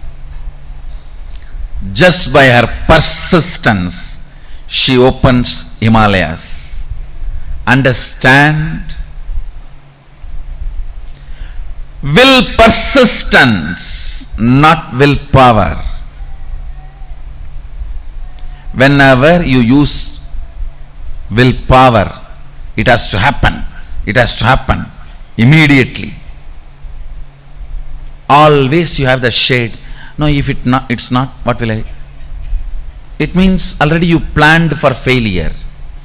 And when it collapses, you are confirming this willpower and all is not going to work for you. You don't have, either you don't have willpower, or you feel that will not work for you, or you will feel that is only for others, or you will feel this much only is me, it may be for others. Only when you know the signs, why it works, when it works, and when it does not work, that is the only when you know when it works, when it does not work, why it works, why it does not work, you start living enlightenment. Listen carefully. Will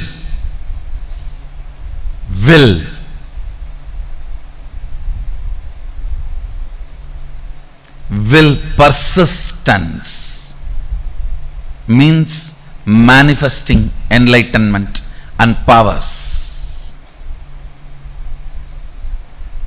If you decide to persist, that moment power starts manifesting. You don't even need to spend your whole life on persistence. Persistence is your decision without self-doubt. Persistence is your decision to persist. Persistence is your decision to persist and being sure about it. Willpower, when you use just will, you are not sure about you, what will happen if it goes this way or that way. With will persistence, you are sure anyhow how you are going to be. Look at every step in your life. All your patterns of withdrawing from life, all your decisions to withdraw from the life comes from your will arrogant decisions.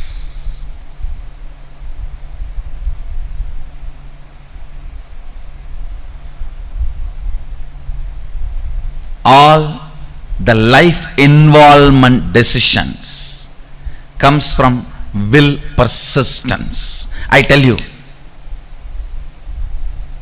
whether inner world or outer world, life is all about how much you are intensely getting involved. That's all.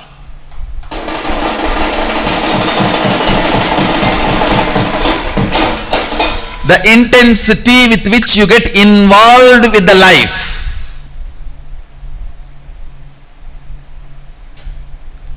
Intensity with which you get involved with the life. The more and more interaction, more and more involvement, more and more ice breaking.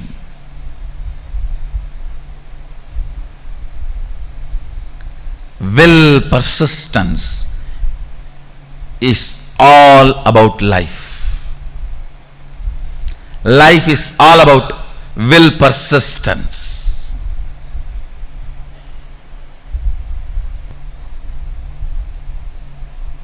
Will arrogance is failure. Will arrogance means I'll try to create a will. If it is successful, then I'll believe this philosophy. If it fails, if it does not click, then I think this philosophy is not for me, this does not work for me, or I think this does not work for anybody. All this is what I call will arrogance.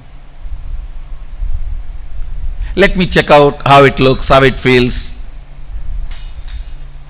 The one and only way you will build will persistence is through Sangha. Sangha teaches you the science of will persistence.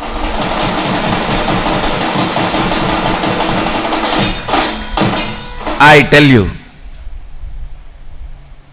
stupid are those who say, oh, what is there in building temple outside? God is everywhere. And why do you put all your time, energy, money in all this? I tell you, when you build a temple outside, all the things required for it, creating a sangha, creating, inspiring people, enriching, causing, everything, teaches you the science of will persistence, and you become enlightened. By the time Sadashiva sits on the temple you built outside, he already is sitting on the temple which you built inside.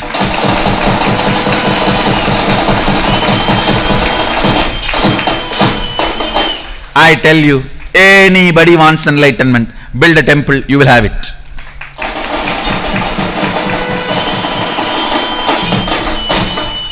Because building temple is not a joke. You need to work with so many people. So much of involvement with life is required. And I also commit with you guys. Get involved with life. Get involved with Sangha in a very organized, systematic way. I am responsible for your enlightenment and manifesting powers. When I say, I'll do it. When I say, I'll do it. Will persistence does not take time as you think before practicing will persistence. You always think, oh God, will persistence means I have to persist whole life. Actually, your whole life is nothing but the moment you have in your hand. Persist in that few moments you have in your hand. That's all is required.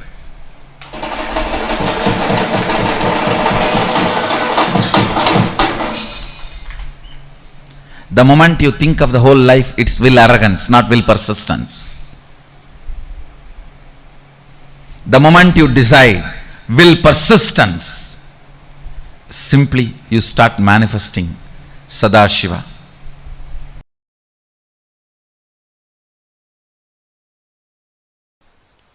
When I say the word will persistence, I do not mean you need to sit for years and years and years. No.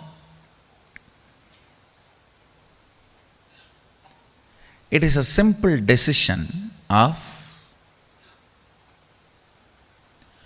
more persisting. Listen carefully. Listen. This is the essence of the whole session. This is the will persistence means decision not to give up on you. Decision not to give up on your intention to be. Listen. There are only two parts in your inner space. One, will persistence. Another one, giving up. Either you give life to the thought current of giving up or to the will persistence. Your decision to give life only to will persistence and not to give life to giving up thought current is all I call will persistence. Listen.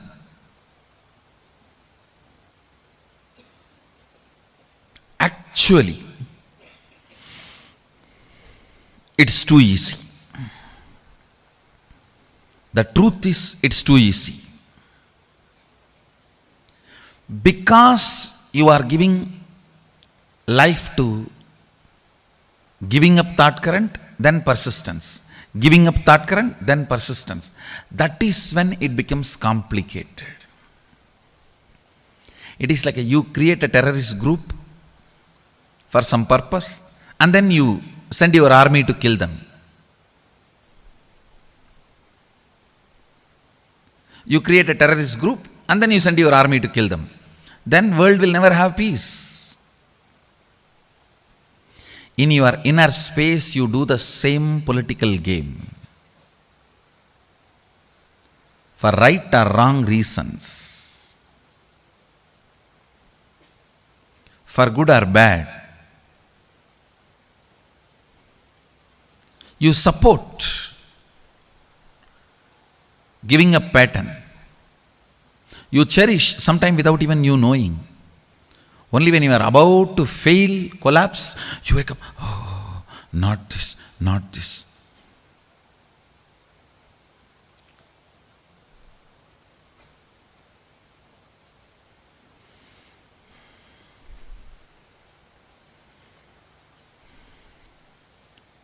Having an alarm in your life to remind you and hold you without letting you fall is equivalent to having a guru.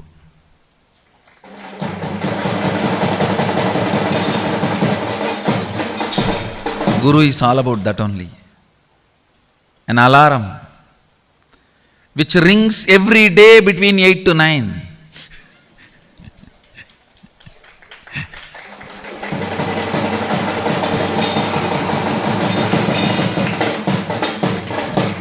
Reminding you constantly not to fall.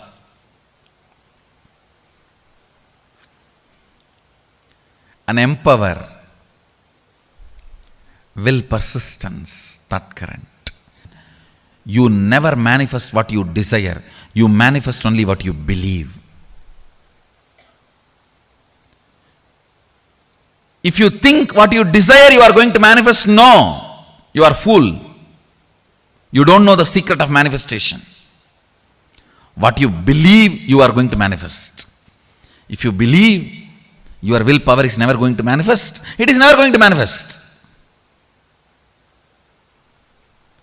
Your belief, your cognition, your perception, that is only going to become reality.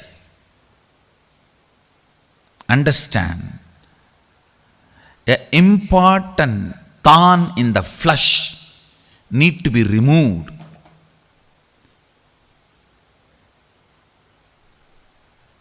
The pain point need to be removed from your inner spaces.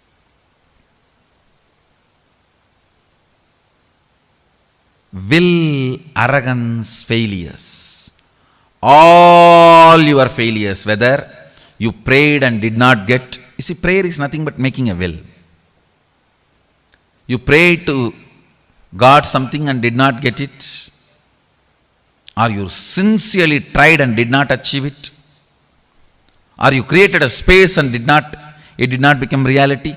All this and all the pains accumulated around this is all about will arrogance. Listen, it is all about will arrogance.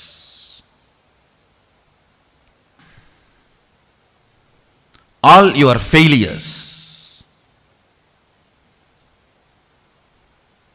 whether you failed in your own sadhana, spiritual practice, or you failed in your prayers, you failed in your efforts, you failed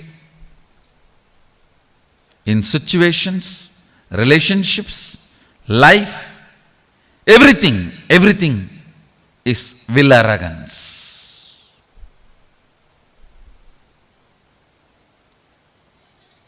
If you understand,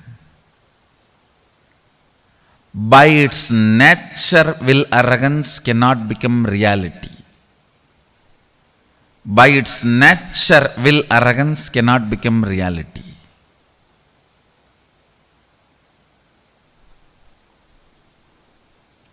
Only will persistence can become reality. So much of healing will happen inside you. Today I wanted all of you to do this as an assignment. all the situations you feel you have failed, frustrated, hopeless, list from the time you remember you. From the time you remember you, list and find out how your will arrogance failed you in that situation. How your will arrogance was the main reason why you failed. This understanding and then completing with this pattern of struggling with will arrogance and deciding to have will persistence. Your will arrogance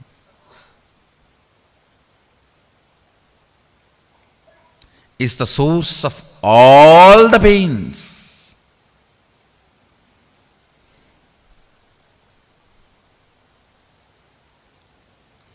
If you can internalize this one truth today,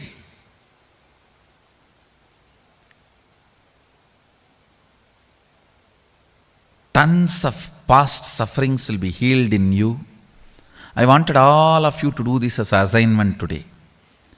From the time you remember, you write down all the failures, frustrations, hopelessness, situations when you collapsed, when you gave up, when you felt you have not achieved what you want, you felt loss, whether it is personal, health, professional, career, life, prayers, spiritual, anywhere. Pen down all the failures and analyze each one. How the will arrogance collapses you, fails you. Will arrogance means trying half-heartedly, failing, and then blaming yourself. You can never achieve it. Trying half-heartedly, failing, and blaming yourself, you can never achieve it. Vicious circle is will arrogance. Virtuous circle is will persistence. Will persistence means deciding whatever happens, I am not going to give up till my intention to become reality. Nothing can stop me. If my intention to be is Shivoham, till that happens, I am not going to give up. I am going to be persisting. The will persistence.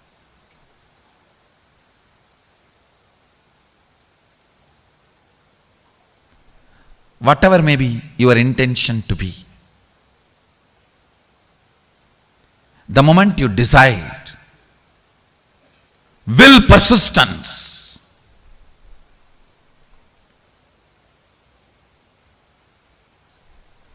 you will see so much of healing, healing, healing, powerfulness, powerfulness, powerfulness.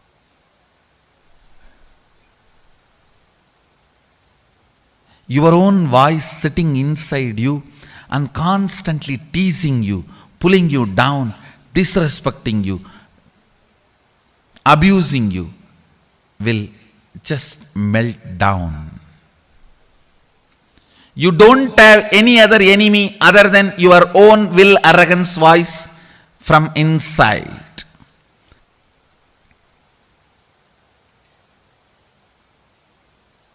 Today do this assignment. This ironing out will heal you so much. You will be ready to manifest all the experiences and powers of Sadashiva. Align here. Start this assignment today.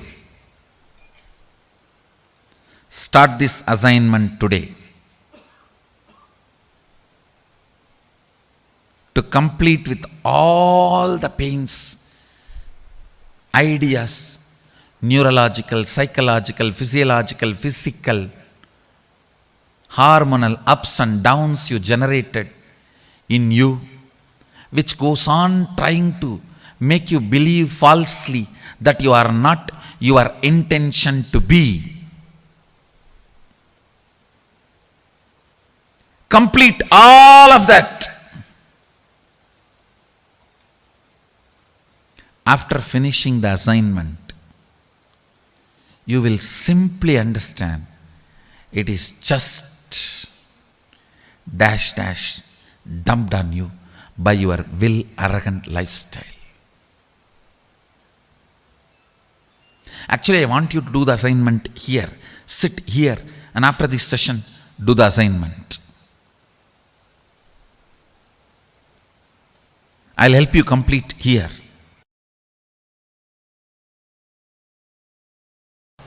Bringing pure questioning back to your life, bringing seeking back to your life is what I call completion. Understand? It happens only by will persistence, not by willpower. Sometimes people come and tell me, oh, 10 years I had persistence. No, you had willpower. Persistence never brings you tiredness and boredom. You never had persistence. It was always will arrogance fighting and failing. Will arrogance fighting and failing. That is why you are feeling tired and bored. That is not persistence. That is will arrogance. You need to have right idea about your past. Only then you will make right decision about your future. Many times, the tug of war which you continue to have with your will arrogance, you call it as will persistence. No. Will persistence is different. Will arrogance is different. In will arrogance, every time you only fall into powerlessness and repeat the same stupid cycle. In will persistence, every time you are one step ahead. You are one step ahead. You are one step ahead. So you will never be bored. You will never be tired. Tiredness and boredom is the quality of will arrogance, not the quality of will persistence. Will persistence never brings powerlessness about you or about others. Will arrogance always brings tiredness, anger towards you and others. Will arrogance is different. Will persistence is different. Will persistence becomes will power, not will arrogance. Will arrogance becomes only will failure. Will persistence becomes will power. Will arrogance becomes only will failure. Will persistence suddenly makes you young and you start from the beginning. Come on, start 1, 2, 3.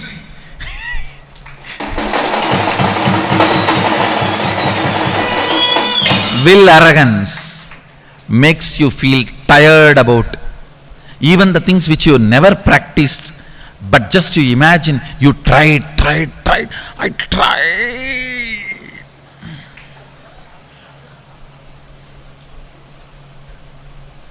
It means you just need kadka pudi. I tried. It is not coming. Will arrogance is different. Will persistence is different. Persist. Persist. Persist. Naham manye suveteti. Nona veteti vetacha. Yonastat veda tatveda nona vedeti vedacha. You may know something, you may not know something. Knowing what you know and knowing what you don't know is itself knowledge. will persistence, will persistence, will persistence.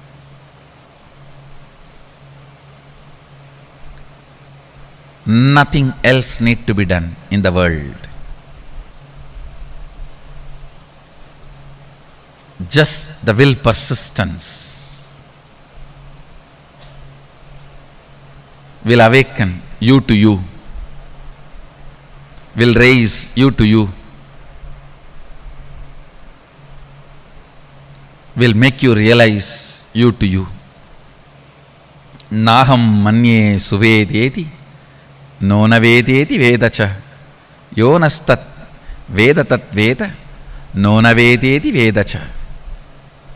More and more things you embody, more and more you will know. More and more will persistence happens.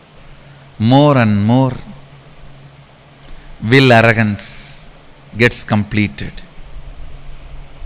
That's all is the essence of life.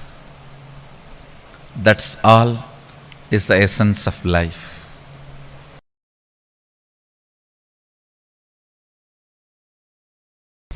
At certain level, attacked by tiredness, self-inflicted boredom makes you feel you know it. That's all can be known. You give up on you. And you feel everything is okay. I have seen this during the manifestation of powers. People actually fight with the so-called willpower. It is not willpower, will arrogance. If I make it now, it has to happen now. If it is not happening, then it is not for me. Leave it. Willpower. What do you think as willpower? Is nothing but will arrogance. Real willpower comes by will persistence. When you are bit by the snake called will arrogance, and that poison spreads inside you as tiredness and self-inflicted boredom. I've always seen this. When people first start seeing me, they are all excited, go gaga about all over. If they don't convert that excitement into responsibility and assimilate it as part of them, then slowly, that's the difference between fan and devotee. Fan just fans away all the excitement. Devotee makes the excitement into responsibility. Whoever has converted their excitement and devotion into responsibility, they will never be bitten by tiredness and self-inflicted boredom. Understand? I am using two words. Tiredness can sometime can come even externally, but boredom only from internally it can come. That is why I am using the word self-inflicted boredom. When these two attacks you, you come to a decision, that's all for me, leave me. When you say, that's all for me, leave me, your life has ended. Your life has ended.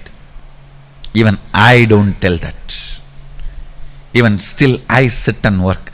How can the system be more and more stronger, so it can radiate more and more, it can manifest more and more, it can support more and more, it can share more and more.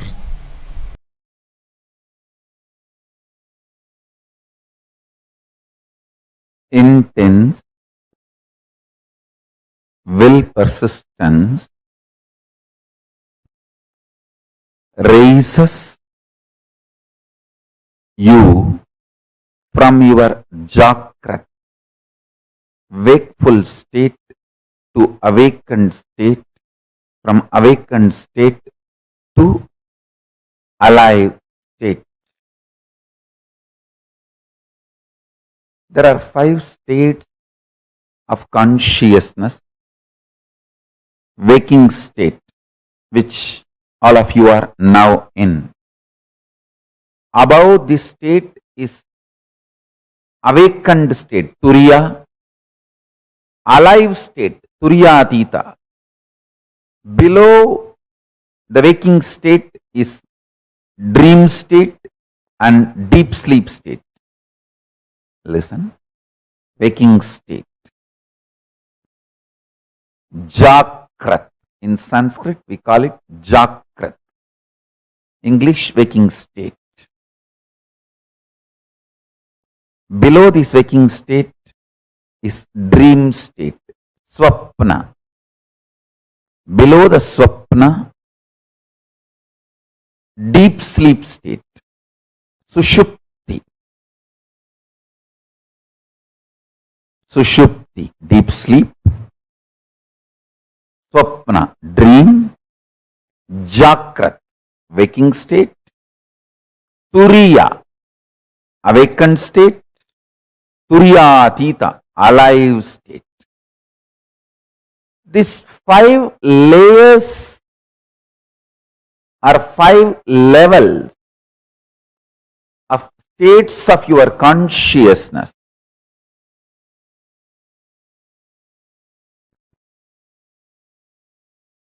Is your life.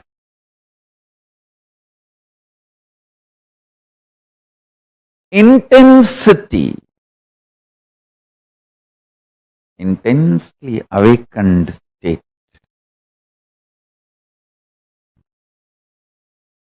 leads to alive Turiyatita in you. I tell you, neither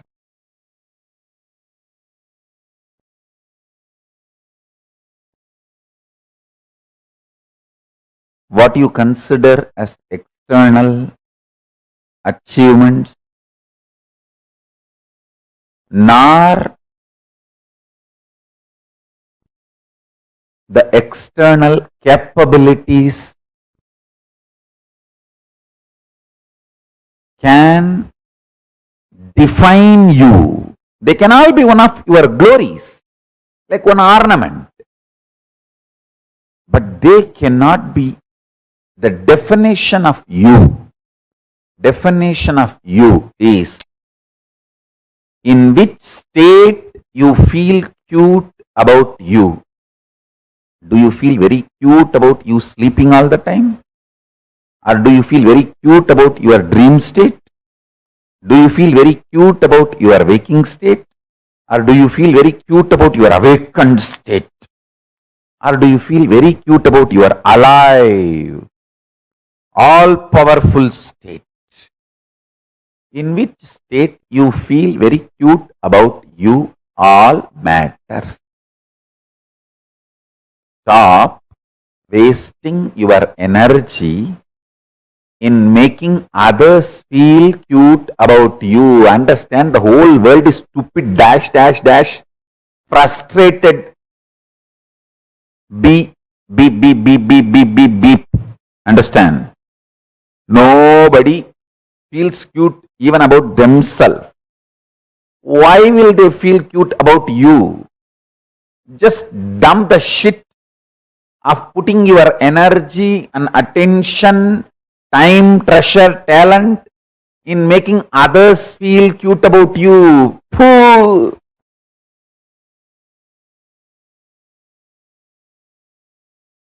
It's like you are wasting your whole life for pig shit. stop. Decide in which state you feel cute about you. That's all is life.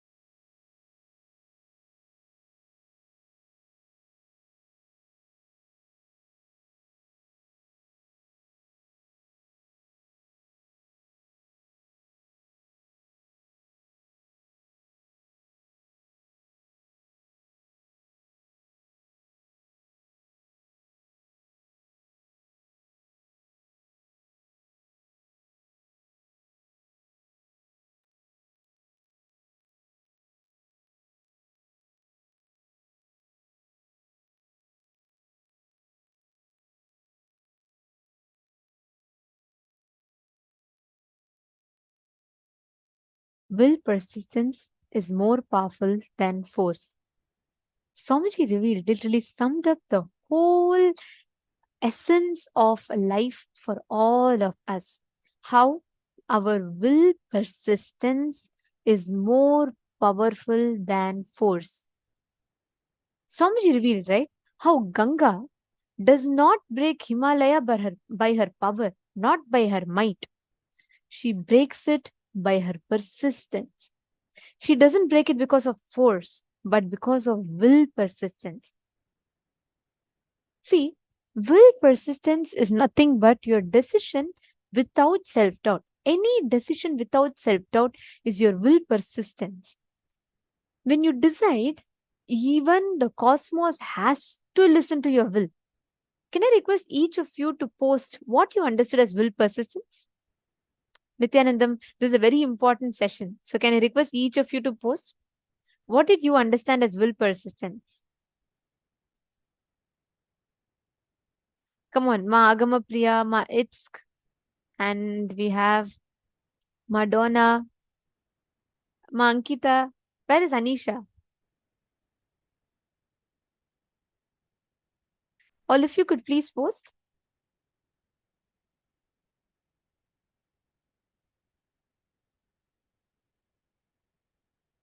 What is will persistence according to you? What do you understand as will persistence? Because it is important that we cognize this truth. The way you see life, the way you perceive, cognize, experience life, it changes completely simply just by your understanding, just by you cognizing will persistence. You understanding the principle of will persistence, you can win the whole game of life. Ma Vimla is saying the ability to remain focused and sustain a goal without giving into incompletions. Beautiful. More than that, Ma, will persistence is your ability to take decisions without self-doubt. It doesn't even mean you have to keep doing. Of course, one of the meaning is that. But it is not about the action, but about the thought current. Means, for example, let's say the first time you're stepping into your putting a startup, you have the will, like you have such a strong desire to become a millionaire. Even after 10 times you fail, the intention to be a millionaire should be the same, as strong as how it was in the beginning. Your intention not getting impacted by the ups and downs of life is will persistence. Means whether you can fail 10 times, but your intention should be as strong as it was the first time. You may not be able to manifest everything correctly the very first time, but your intention, your ability to decide, your decision making mechanism should be with the same strength as you did the first time. That is will persistence. Most of the times, we beat up our individual self without understanding, without experiencing, cognizing what is the exact situation, what is the exact reality in front of us. We're so busy with our own assumptions of reality, and we operate in life out of that. Catching yourself from that and operating with the right powerful cognition is will persistence. Catching it? Yes, ma forum limaye. That's right. When you're not tired by life, you're will persistent. Which means, let's say you have the intention to be Sarvajñapita Yajaman. You may try 10 times, you may not manifest a single penny, but even 5 years later, your intention should have the same vigor and strength. Without giving up, without letting the incompletion of, oh, all these years I tried, so it's not really happening. So let's see, if I can do, I will do.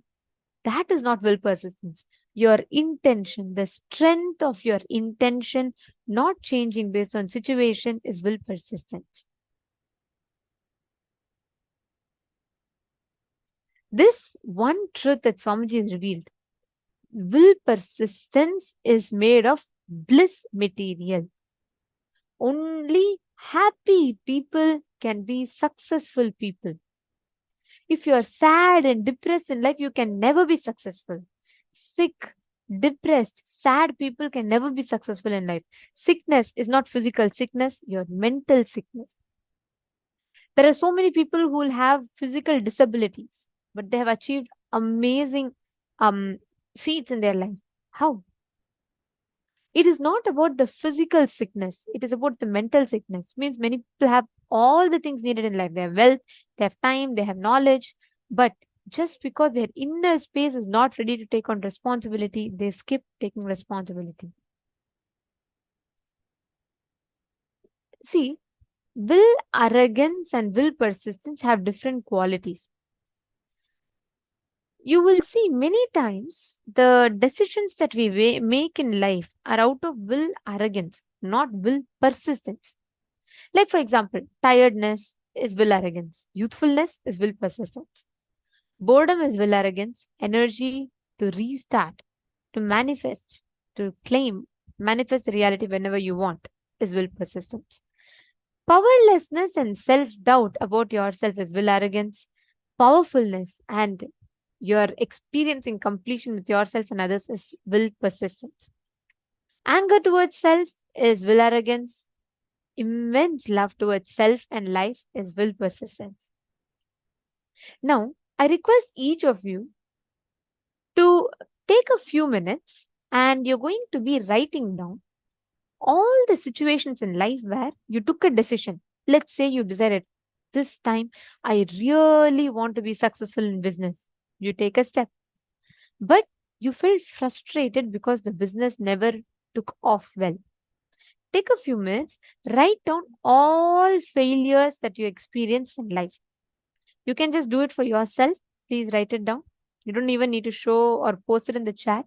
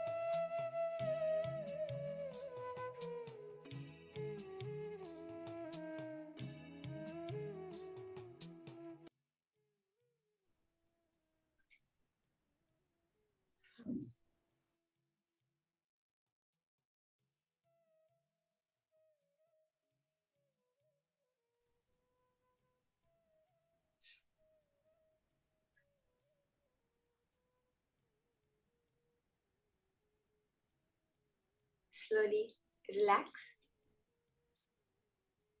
With that declaration of will persistence, now with the same space, we are going to be entering into the power manifestation session.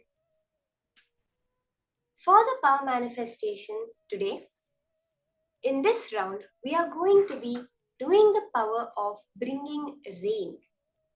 Literally, just by your will, just by connecting to Paramashiva, you can make the heavens shower. This whole science is about recognizing each and every element of nature as an independent intelligence. We are not seeing the rain as even a natural phenomenon or just a process of nature.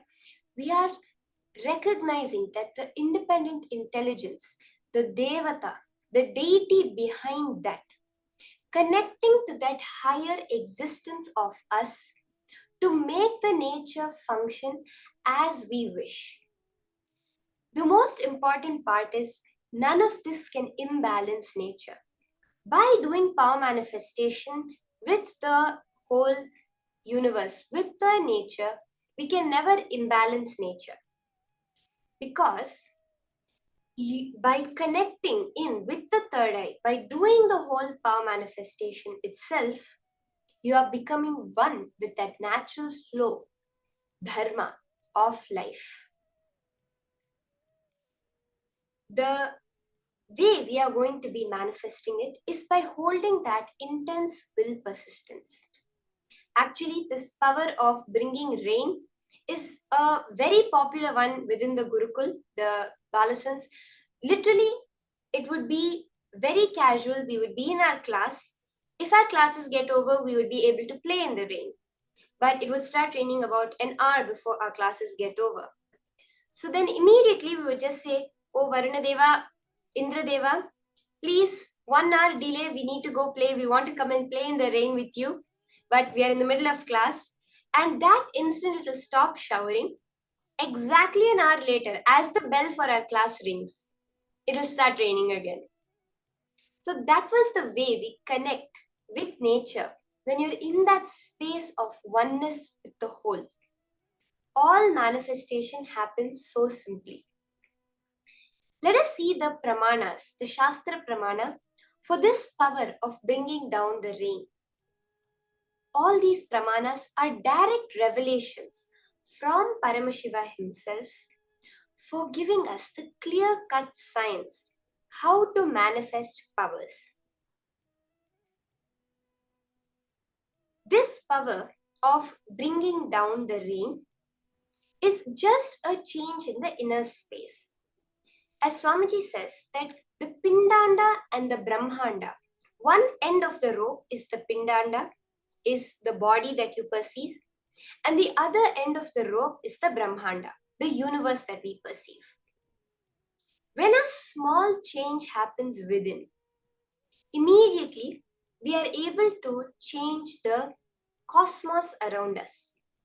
When we know how to alter a slight mood, anger to happiness, anger to creativity within us, we are immediately able to change the weather around us from rainy to sunny or sunny to rainy. Let us now see the Shastra Pramana for the power of bringing down rain, connecting with nature. The Shastra Pramana for this power is from the Vijnana Bhairava Tantra, Sutra 113, Dharana 87. Sampradayamimam devi shruna samyak vadamyaham kaivalyam jayate sadyo netrayo stabdha matrayoh. Bhagavan Paramashiva says, "O Devi, listen to this sacred tradition. I shall reveal it to you vividly, completely. Just keep your eyes completely wide open. Do not see or perceive anything. By simply keeping it fixed with a steady gaze on the reality within. By this, the state of aloneness, kaivalya, the oneness that expresses as extraordinary powers, and experiences will occur immediately. Clearly, what Paramashiva is revealing is how, when we drop the border of me being separate from the universe, keeping the gaze on the reality within, the real truth of the universe, you are able to very clearly see how the whole universe is just an extension of you. The Apta Pramana for this power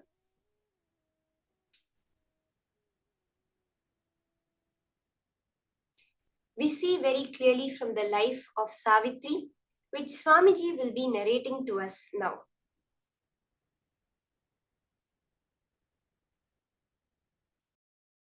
Power manifestation, enlightenment science of Hinduism is not just little peace and little bliss. No. It gives you tremendous peace and tremendous bliss, no doubt. But the conscious science of Hinduism is playing with the reality. One chaste woman who does not want to lose the husband for some reason because she loved him so much, she just stopped the sunrise. And it is true. It is true. Just calculate the Satyavan Savitri's time period. Go and check astrological flow. Exactly those few days there was no sunrise. How? You do research.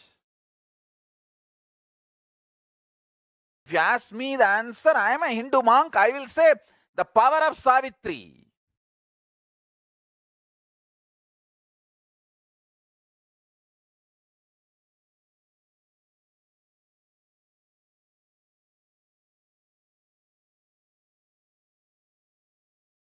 You can try to find out whether there was any huge dust cloud formed between earth and sun, so the sun rays did not reach the earth. Whatever, you do all that research. But I tell you, it happened. It is a fact.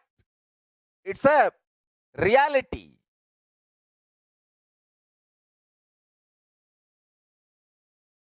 Savitri was able to stop the sun rays falling on the planet Earth for few days. Chastity.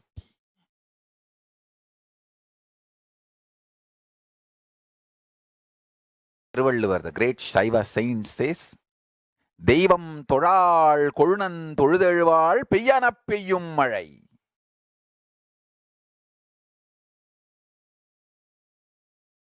Thoral means not worshipping, no need to be worshipping. It means she experiences husband as God so strongly. She is connected with the Paramashiva component of her husband, the conscious component of her husband. She does not feel the need to worship any other god separately. That kind of a strong, chaste woman, Peyyana Peyyum Mazhai. When she says shower, rain showers, nature listens.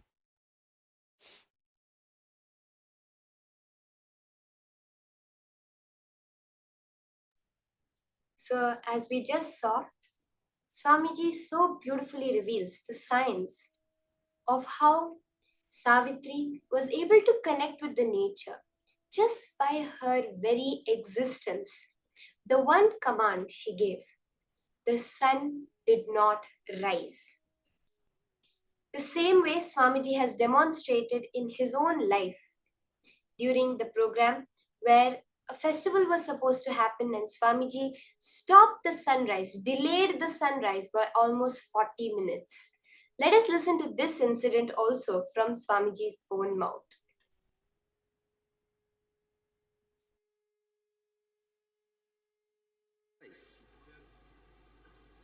I don't know how many of you today observed. I got a little late for the Dvajarohanam. It is supposed to be 6:40 to 7. I told the son, don't come out till I finish the Dvajarohanam. And today, 40 minutes sunrise late.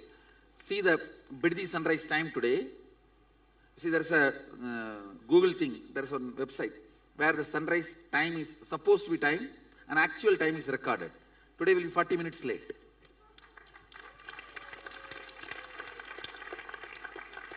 You want to see? It was actually only after I came out, finishing the Dvajarohanam, sun was even seen in the east. Not because of cloud. Cloud means he will be seen higher.